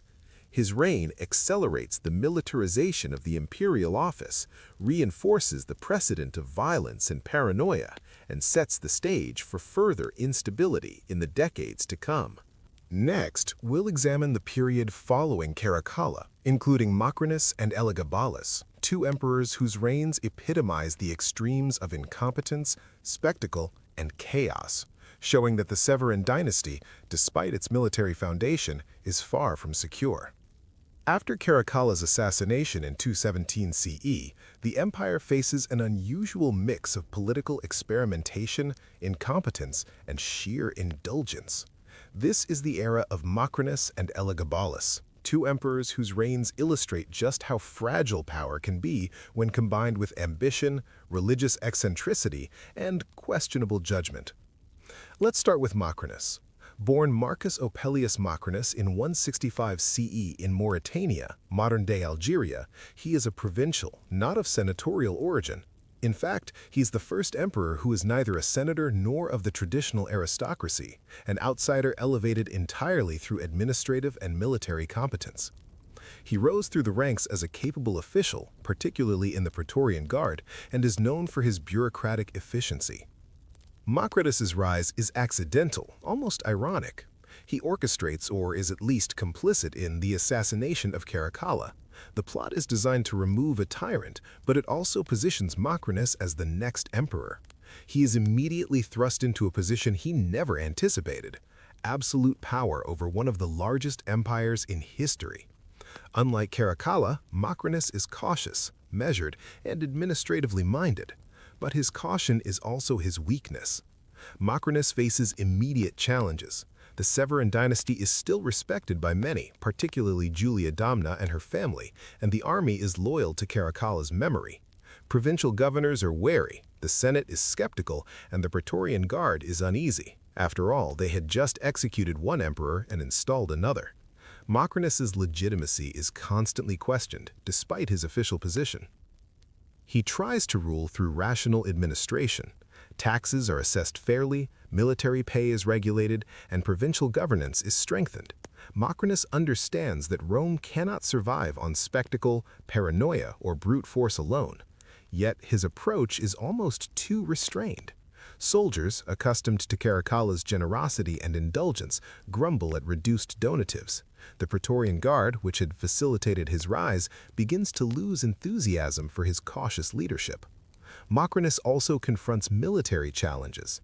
The Parthian frontier, previously managed under Caracalla's campaigns, erupts into conflict. Macrinus lacks the charisma and battlefield presence that his predecessor commanded, and he's forced to negotiate with enemy generals while managing internal discontent. His military strategy is competent but unremarkable, relying more on diplomacy than decisive action. By 218 CE, the situation becomes untenable. Julia Massa, Caracalla's aunt and a cunning political operator, hatches a plan to restore the Severan dynasty. She promotes her grandson, Elagabalus, as a legitimate heir, claiming divine support and imperial bloodline. Legions in Syria rally behind Elagabalus, and Macrinus faces rebellion on multiple fronts. Outnumbered and politically isolated, he attempts to negotiate, but the army is already swayed. Macrinus flees and is eventually captured and executed. His reign, brief and largely administrative, serves as a reminder that in Rome, competence without charisma or military loyalty is rarely enough to survive. And now we meet Elagabalus, arguably one of the most notorious and bizarre emperors in Roman history. Born Varius Vespasianus around 203 CE in Emesa, Syria, he is a teenager when proclaimed emperor. Elagabalus's rule is defined less by strategy and governance than religious obsession, indulgence, and shocking personal behavior. He is a sun priest before claiming the throne, devoted to the deity Elagab, and seeks to impose this cult on Rome, a bold and audacious move. Elagabalus's ascension is orchestrated by Julia Massa, who manipulates army loyalty and presents her grandson as divinely sanctioned. The young emperor is charismatic but inexperienced, ruling through advisors, family influence, and spectacle. His fascination with ritual, processions, and religious integration dominates early policy, often at the expense of traditional Roman customs. Once in power, Elagabalus indulges in extravagance on a level that makes even Caracalla look restrained. He hosts lavish banquets, constructs elaborate temples, and participates in public ceremonies that blur the lines between religion, personal performance, and political power. Senators are bewildered, soldiers are distracted, and the Roman populace oscillates between awe and horror. Elagabalus also challenges social norms aggressively. Contemporary sources report a disregard for traditional gender roles, multiple marriages, and behavior that scandalizes Roman elites. He elevates favorites, often of obscure origin, to positions of power, undermining the Senate and traditional hierarchies. His reign becomes a theater of indulgence, alienation, and eccentricity, destabilizing the city and institutions even as the army maintains loyalty. Political instability is compounded by his youth. Advisors, particularly his grandmother Julia Massa, wield enormous influence, sometimes restraining Elagabalus's worst impulses. Yet as he grows bolder, these constraints weaken. He manipulates religion, culture, and spectacle to assert authority, often in ways that alienate traditional Roman society. Provinces, particularly those far from Syria, view his policies with suspicion, and unrest begins to simmer. Elagabalus's obsession with the sun god Elagab leads him to attempt unprecedented religious reforms, promoting his deity above Jupiter and other traditional Roman gods. He orders ceremonies, constructs a massive temple on the Palatine Hill, and requires the Senate and populace to participate. Resistance is met with ridicule or punishment. The young emperor conflates personal devotion with imperial policy, demonstrating the dangers of unchecked religious and personal obsession in governance. Financial pressures grow as well. Lavish spending on religious cults, banquets, and public entertainment drains the treasury. Provinces are taxed heavily to fund extravagance. Soldiers remain loyal due to incentives, but the underlying economic strain threatens long-term stability. Unlike Severus or Caracalla, who at least combined personal indulgence with military pragmatism, Elagabalus prioritizes spectacle, ritual, and personal pleasure over strategic governance. By 222 CE, discontent reaches a tipping point. Julia Mamaea and the Praetorian Guard, once loyal, orchestrate a plot to remove Elagabalus in favor of his cousin Alexander Severus, a more temperate and manageable alternative. The plot succeeds. Elagabalus is assassinated, and Rome once again demonstrates that excessive indulgence, eccentricity, and alienation of elites are fatal in the precarious world of imperial power. The reigns of Macrinus and Elagabalus illustrate the fragility of the Flavian Dynasty's post-Caracalla period. Military loyalty, while crucial, cannot fully compensate for poor judgment, excessive spectacle, or alienation of traditional power structures. Competence without charisma, Macrinus, and charisma without prudence, Elagabalus, both fail spectacularly, reminding Rome that emperors must balance power, legitimacy, and governance. Next, we'll explore Alexander Severus, the emperor who inherits a fractured empire and attempts to restore stability, balance, and competent administration, but faces mounting pressure from generals, soldiers, and an increasingly restless populace. After the chaotic, indulgent, and often bizarre reigns of Elagabalus and the brief cautious rule of Macrinus, Rome is exhausted. The empire has survived intrigue, assassinations, religious eccentricity, and civil strife, but the need for competent, stabilizing leadership is more urgent than ever. Enter Alexander Severus, the last notable emperor of the Flavian Dynasty, whose reign embodies the struggle between ambition, principle, and the brutal realities of empire.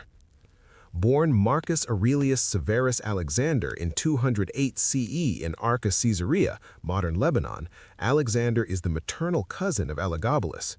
He is thrust into power at the tender age of 13 following the assassination of his cousin. Imagine being a teenager suddenly responsible for an empire spanning 3 continents, with treacherous generals, impatient soldiers, and wary citizens expecting either miracles or catastrophe. The weight is immense. Alexander is fortunate to have Julia Mamaea, his mother, as a guiding force. She is politically shrewd, highly intelligent, and determined to protect her son while ensuring competent governance. Julia essentially becomes co-ruler, advising on administration, policy, and military matters. Her influence is crucial, but it also complicates Alexander's reign. He is perceived as a puppet by some, undermining authority even as he tries to assert control. Unlike Elagabalus, Alexander is conscientious, disciplined, and philosophically inclined. He values justice, administrative competence, and moral propriety. From the start, he attempts to restore order and credibility to the Flavian dynasty. He restructures the bureaucracy, regulates taxation, and enforces fair treatment in provincial governance. Unlike his flamboyant predecessor, Alexander rules through restraint and methodical administration, trying to rebuild trust among senators, soldiers, and citizens alike. Yet the empire is under enormous pressure. Economically, the Flavian extravagance of the previous decades has strained resources. Soldiers are accustomed to high pay and donatives, and provincial populations are burdened by taxes imposed to fund military campaigns. Militarily, threats loom on multiple fronts: the Germanic tribes along the Rhine and Danube, the Sasanian Persians in the east, and lingering unrest in Africa. Alexander must govern as both diplomat and general, despite his youth and limited personal experience. One of Alexander's notable approaches is legal and administrative reform. He is keen to establish fairness and integrity in governance. He limits excessive taxation, curbs corruption, and enforces fair treatment in provincial governance. Unlike earlier emperors who rely primarily on spectacle or brute force, Alexander attempts to build authority through justice, competence, and consistency. These efforts earn him admiration from scholars and citizens, though they do little to quell unrest among soldiers who expect generous rewards rather than restraint. Alexander also confronts external threats with a blend of pragmatism and strategy. He campaigns against Germanic tribes along the northern frontiers, not for conquest, but to stabilize borders and prevent incursions. His approach is cautious. He avoids unnecessary bloodshed and seeks negotiated settlements where possible. Similarly, in the east, he manages conflicts with the Sasanian Persians through a combination of fortification, diplomacy, and careful deployment of legions. Alexander's style contrasts sharply with Caracalla's aggressive campaigns or Elagabalus's religious-infused military displays. However, Alexander's greatest weakness lies in the army. Soldiers who fought under Caracalla, Macrinus, and Elagabalus are restless, accustomed to lavish pay, direct action, and charismatic leadership. Alexander, a teenager with a philosophic-driven approach, is viewed as weak or overly cautious.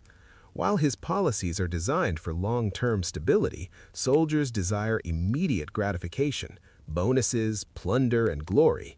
His inability to balance moral governance with martial expectations creates tension that will ultimately prove fatal. Internal politics also challenge Alexander. Senators, grateful for the end of Elagabalus's excesses, cautiously support his reforms. Yet Julia Mamaea's influence sparks resentment. Some senators and courtiers view her guidance as overreach, undermining Alexander's authority. He must navigate palace intrigue, familial power dynamics, and the lingering influence of Elagabalus's supporters, all while maintaining a coherent imperial agenda. Alexander's personal virtues are remarkable in historical terms. He is educated, reflective, and committed to justice. He emphasizes religious tolerance, allowing traditional Roman and provincial practices to coexist. He supports public works, maintains infrastructure, and seeks to stabilize the empire financially. Yet these virtues, admirable to historians, do not translate into survival in a world dominated by the army's whims and court intrigue. Despite these efforts, Alexander's reign is punctuated by continuous military campaigns. The northern frontiers demand attention. Tribes such as the Alemanni and Franks raid provinces, requiring rapid response. Alexander personally oversees fortifications, troop movements, and supply lines, demonstrating diligence, but also exposing his youth and inexperience in the eyes of seasoned generals. Each campaign is a delicate balancing act. Too cautious, and he appears weak. Too aggressive, and he risks unsustainable losses. In 222 CE, Alexander faces a crisis in the northern provinces. Troops stationed along the Rhine, dissatisfied with pay and leadership, rebel. The rebellion is amplified by internal conspiracies within the court and the lingering influence of Severan-era loyalists who question Alexander's competence. These combined pressures create an environment ripe for assassination and political upheaval. Tragically, Alexander's death comes not from a foreign enemy, but from within his own ranks. Discontented soldiers murder him, along with his mother Julia Mamaea, during a campaign. Contemporary accounts describe the assassination as brutal yet swift, a reminder that in the Roman world, youth, virtue, and administrative competence provide no shield against the raw force of army-driven politics. Alexander's legacy is a study in contrasts.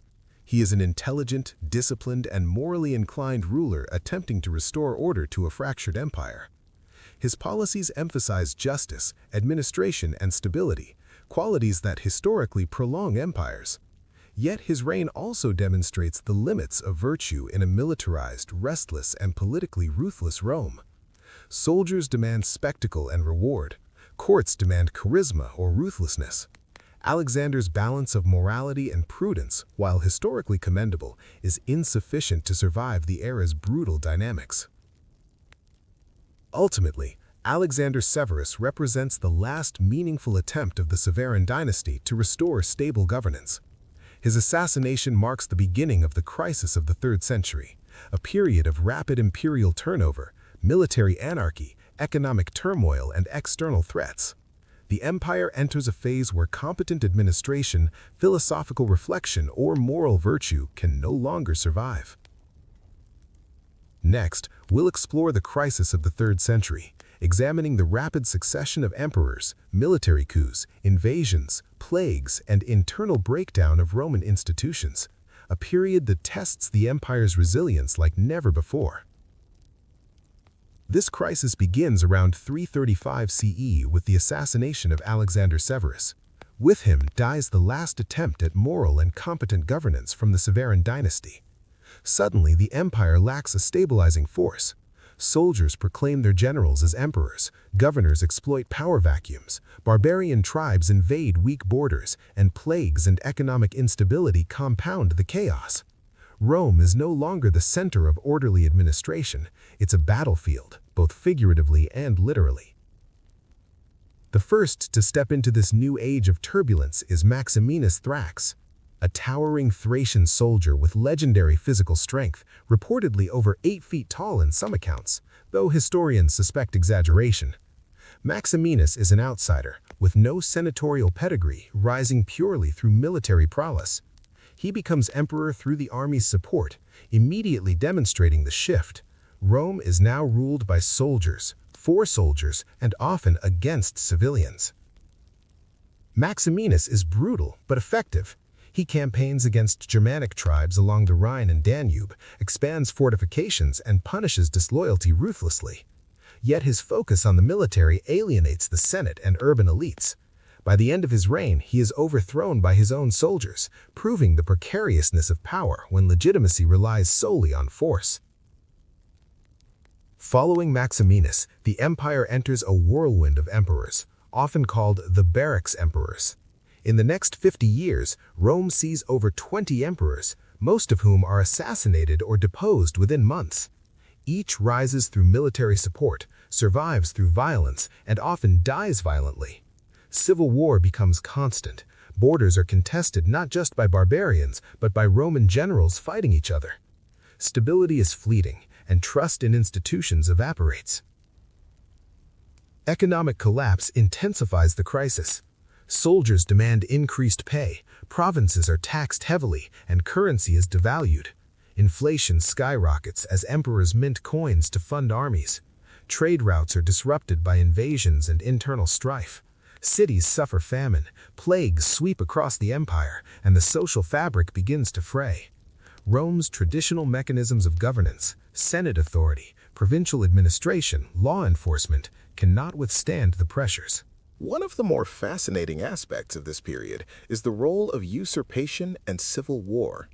Generals are constantly proclaimed emperor by legions, forcing the empire into near-perpetual military conflict.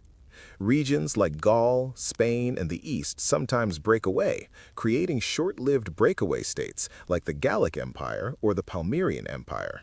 While temporary, these secessions illustrate the fragility of central authority and the growing autonomy of provinces. During this era, emperors are often more performers than rulers. Their survival depends on charisma, military strategy, and ruthlessness. Administrative competence is secondary. An emperor may spend days touring camps, bribing soldiers, or executing rivals just to maintain control. Spectacle, fear, and personal loyalty replace institutions and law as the glue of empire. It's chaos personified, yet Rome endures. External pressures intensify the internal crisis. The Sassanid Empire rises in Persia, launching repeated invasions into Mesopotamia. Germanic tribes along the Rhine and Danube exploit weak defenses, raiding and sometimes settling in Roman territory. The empire is stretched thin, forced to defend a vast territory while managing internal fragmentation. Emperors juggle multiple fronts, rarely finding stability long enough to consolidate power. Amid the chaos, some emperors attempt reforms. Aurelian, for instance, restores borders, defeats breakaway states, and strengthens fortifications. He is one of the few who combines military prowess with administrative skill. Yet even his successes are temporary solutions. The systemic instability of the empire requires long-term structural reform, which is difficult under constant threat and turnover. The social consequences of the crisis are profound.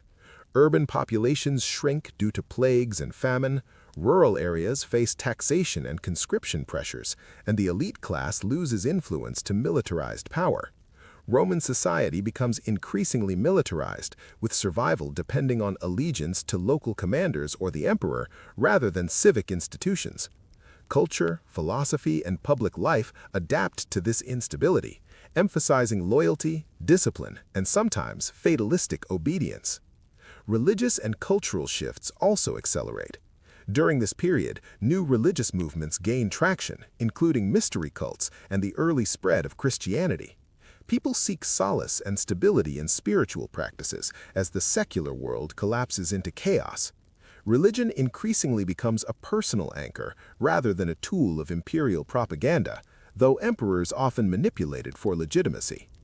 By the end of the 3rd century, the empire has endured half a century of unprecedented instability. Emperors rise and fall violently, borders are constantly contested, and economic and social structures are strained to the breaking point.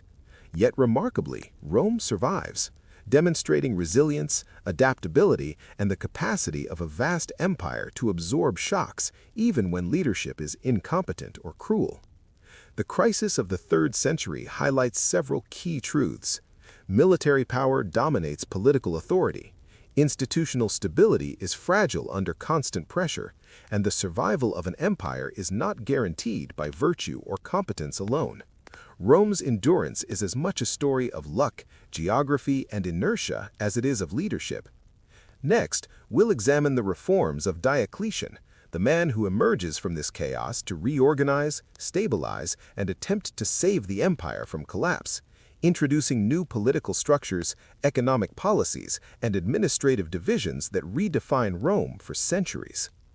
After decades of civil war, usurpation, economic turmoil, and external invasions, Rome is in desperate need of structure, stability, and, let's be honest, a ruler who actually knows what he's doing. Enter Diocletian, a man who rises from humble provincial origins to reshape the empire in ways that will last for centuries.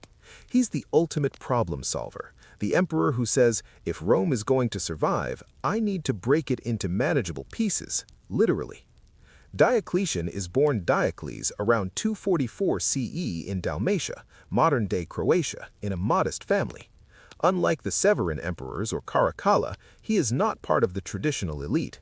His rise is entirely based on merit, military talent, and political acumen. By the time he is proclaimed emperor in 284 CE, Rome has endured half a century of chaos, and the army and senate are desperate for someone who can impose order. Diocletian's first challenge is obvious. He must stabilize the empire while convincing generals, soldiers, and provincial governors that he is the one capable of survival. Diocletian's signature move is the creation of the tetrarchy, or rule of four.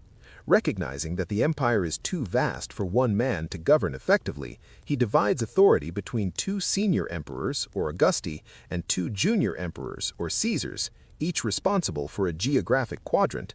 It's clever, strategic, and, let's be honest, a little paranoid. Rome may be the eternal city, but Diocletian knows it cannot survive central control from a single office anymore. By decentralizing authority, he simultaneously increases efficiency and ensures that military loyalty is regionally organized. Diocletian also reorganizes the administrative system. Provinces are subdivided, governors are supervised more closely, and bureaucratic layers expand to improve accountability. Taxes are standardized, and attempts are made to control rampant inflation. He even introduces price edicts to curb the chaos of a devalued currency.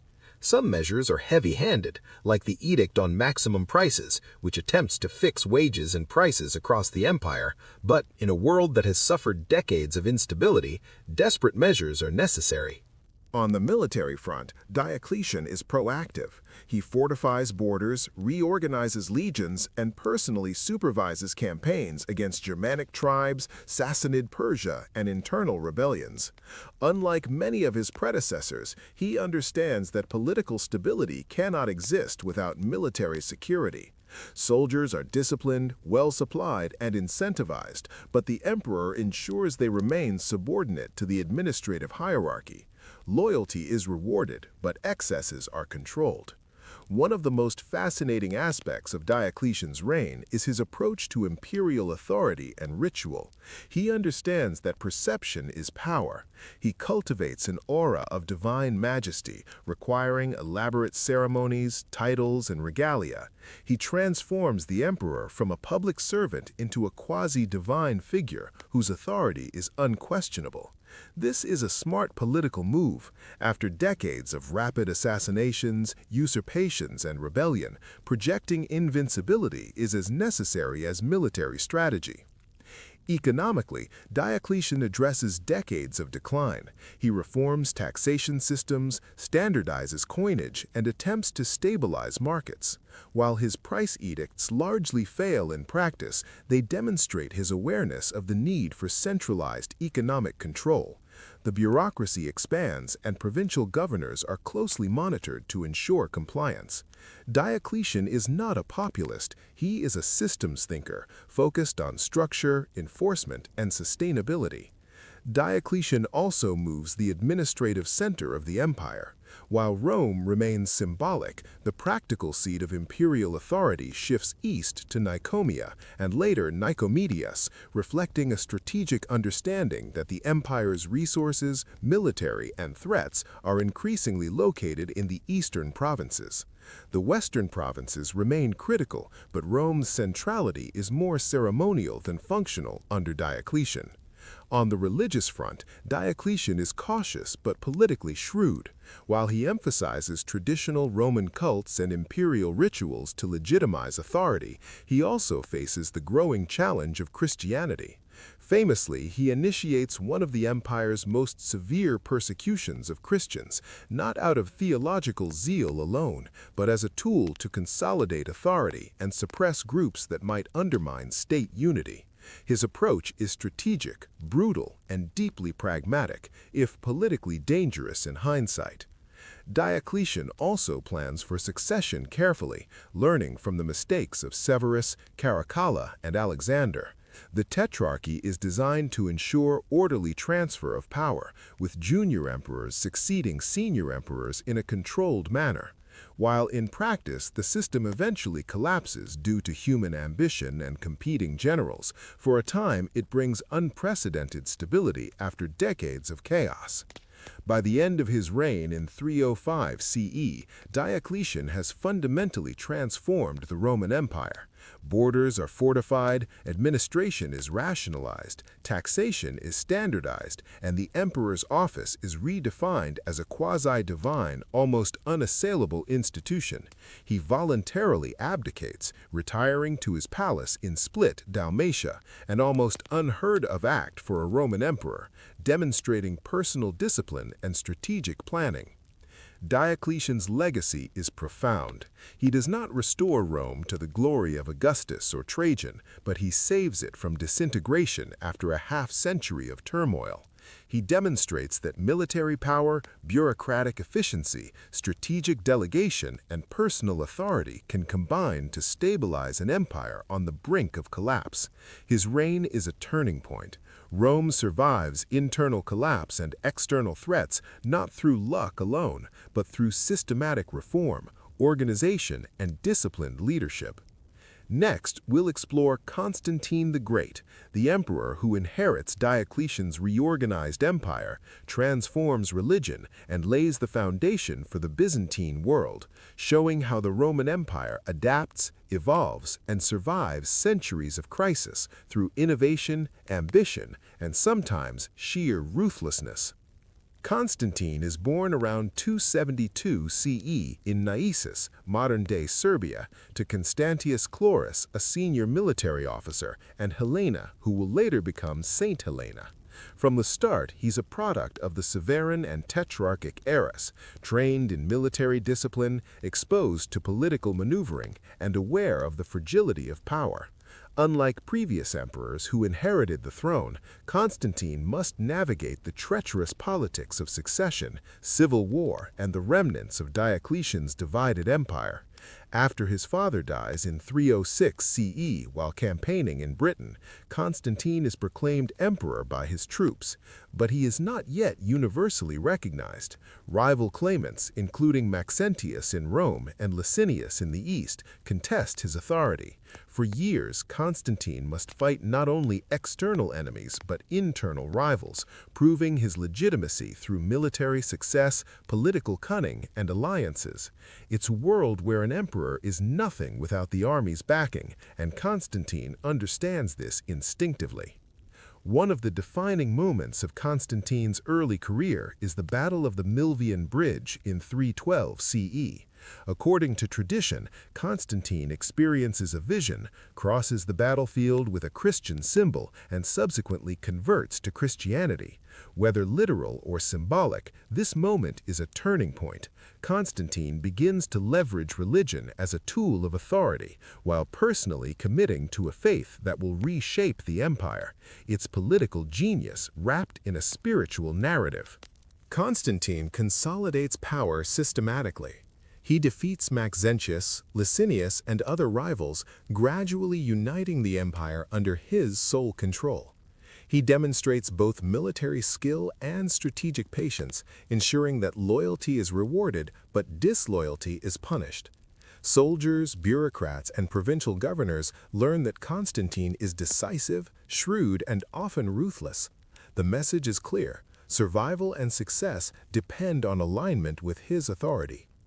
In 324 CE, Constantine moves the imperial capital from Rome to Byzantium, later renamed Constantinople. This is not just a political maneuver, but a strategic masterstroke. The new capital is better positioned to control the eastern provinces, trade routes, and military fronts. It symbolizes a shift. the empire is no longer Rome-centric, and power is increasingly defined by geography, military presence, and administrative efficiency. One of Constantine's most enduring legacies is the legal recognition of Christianity. Through the Edict of Milan in 313 CE, he grants freedom of worship to Christians, ending decades of intermittent persecution. This move is pragmatic, consolidating support among a growing religious group while simultaneously redefining the ideological foundation of the empire. Constantine uses religion as a unifying force, intertwining spiritual authority with imperial legitimacy. Constantine also reforms the empire's administration and military. He strengthens provincial governance, reorganizes the army into mobile and frontier units, and continues Diocletian's model of shared imperial authority, though he consolidates power in his person rather than relying on a tetrarchy. Taxes are regulated, infrastructure is expanded, and law codes are standardized, efforts that stabilize an empire previously racked by internal conflict. Yet Constantine's reign is not free from brutality or intrigue. Rival claimants, including family members, are eliminated, sometimes violently. Sons and relatives are imprisoned, executed, or sidelined to secure succession. Constantine's consolidation of power is absolute, reflecting a pattern we've seen before. The survival and stability of Rome often come at immense human cost. Economically, Constantine encourages urban growth, infrastructure projects, and coinage reform. The empire becomes more monetized, trade networks expand, and military expenditure is carefully managed to prevent the financial collapse that plagued previous emperors. He also commissions monumental architecture, including churches and public buildings, projecting power, legitimacy, and divine favor.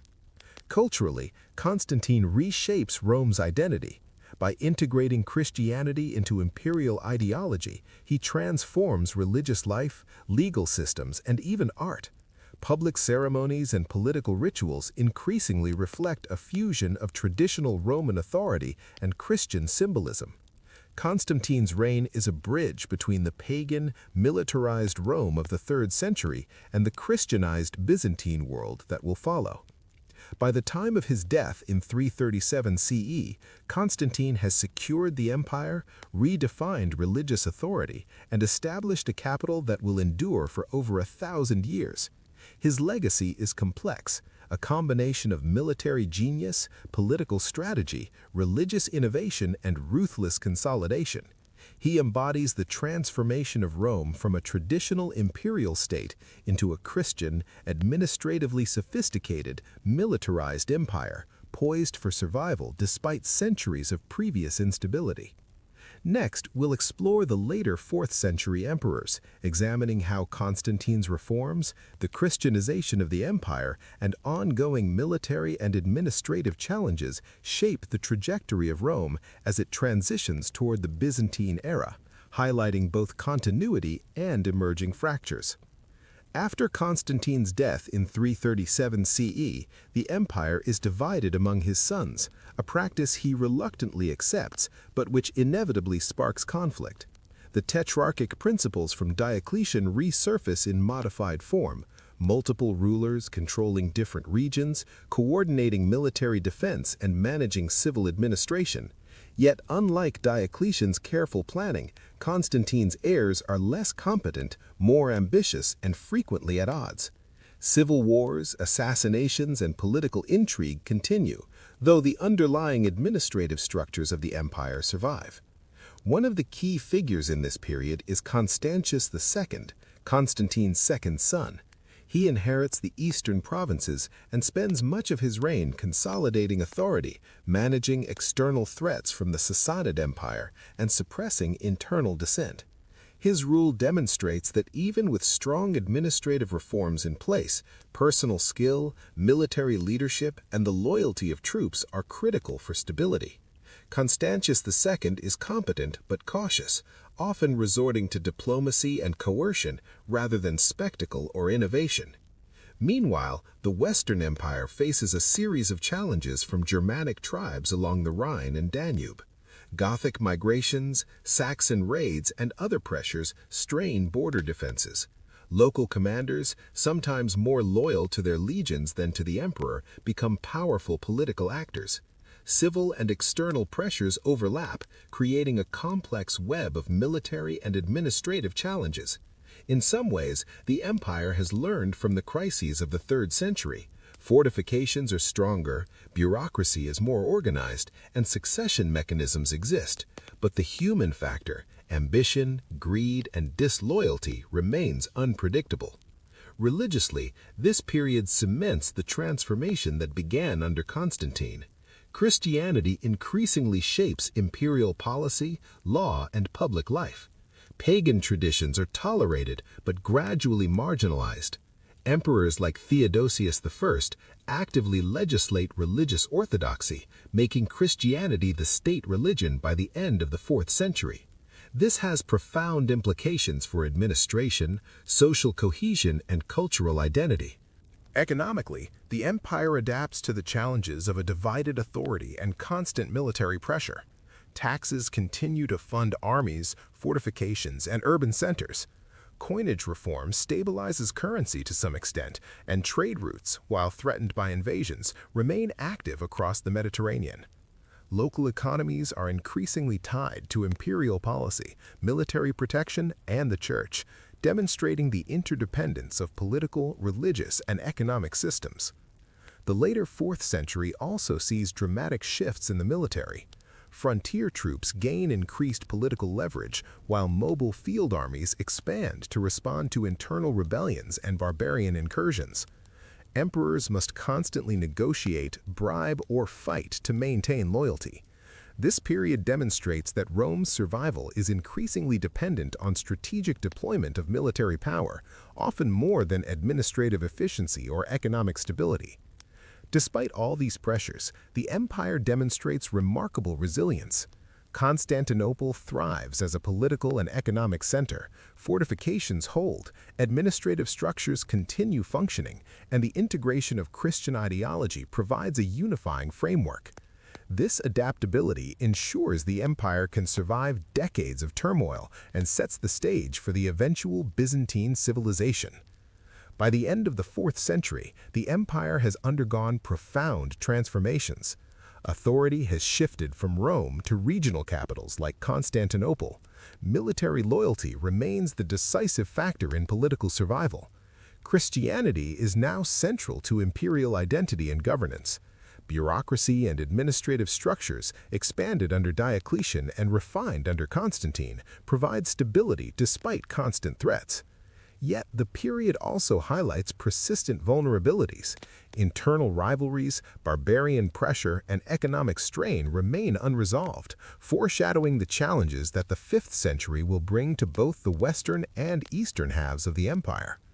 The story of Rome is one of adaptation, endurance, and transformation, but also of human ambition, violence, and the fragile balance between order and chaos.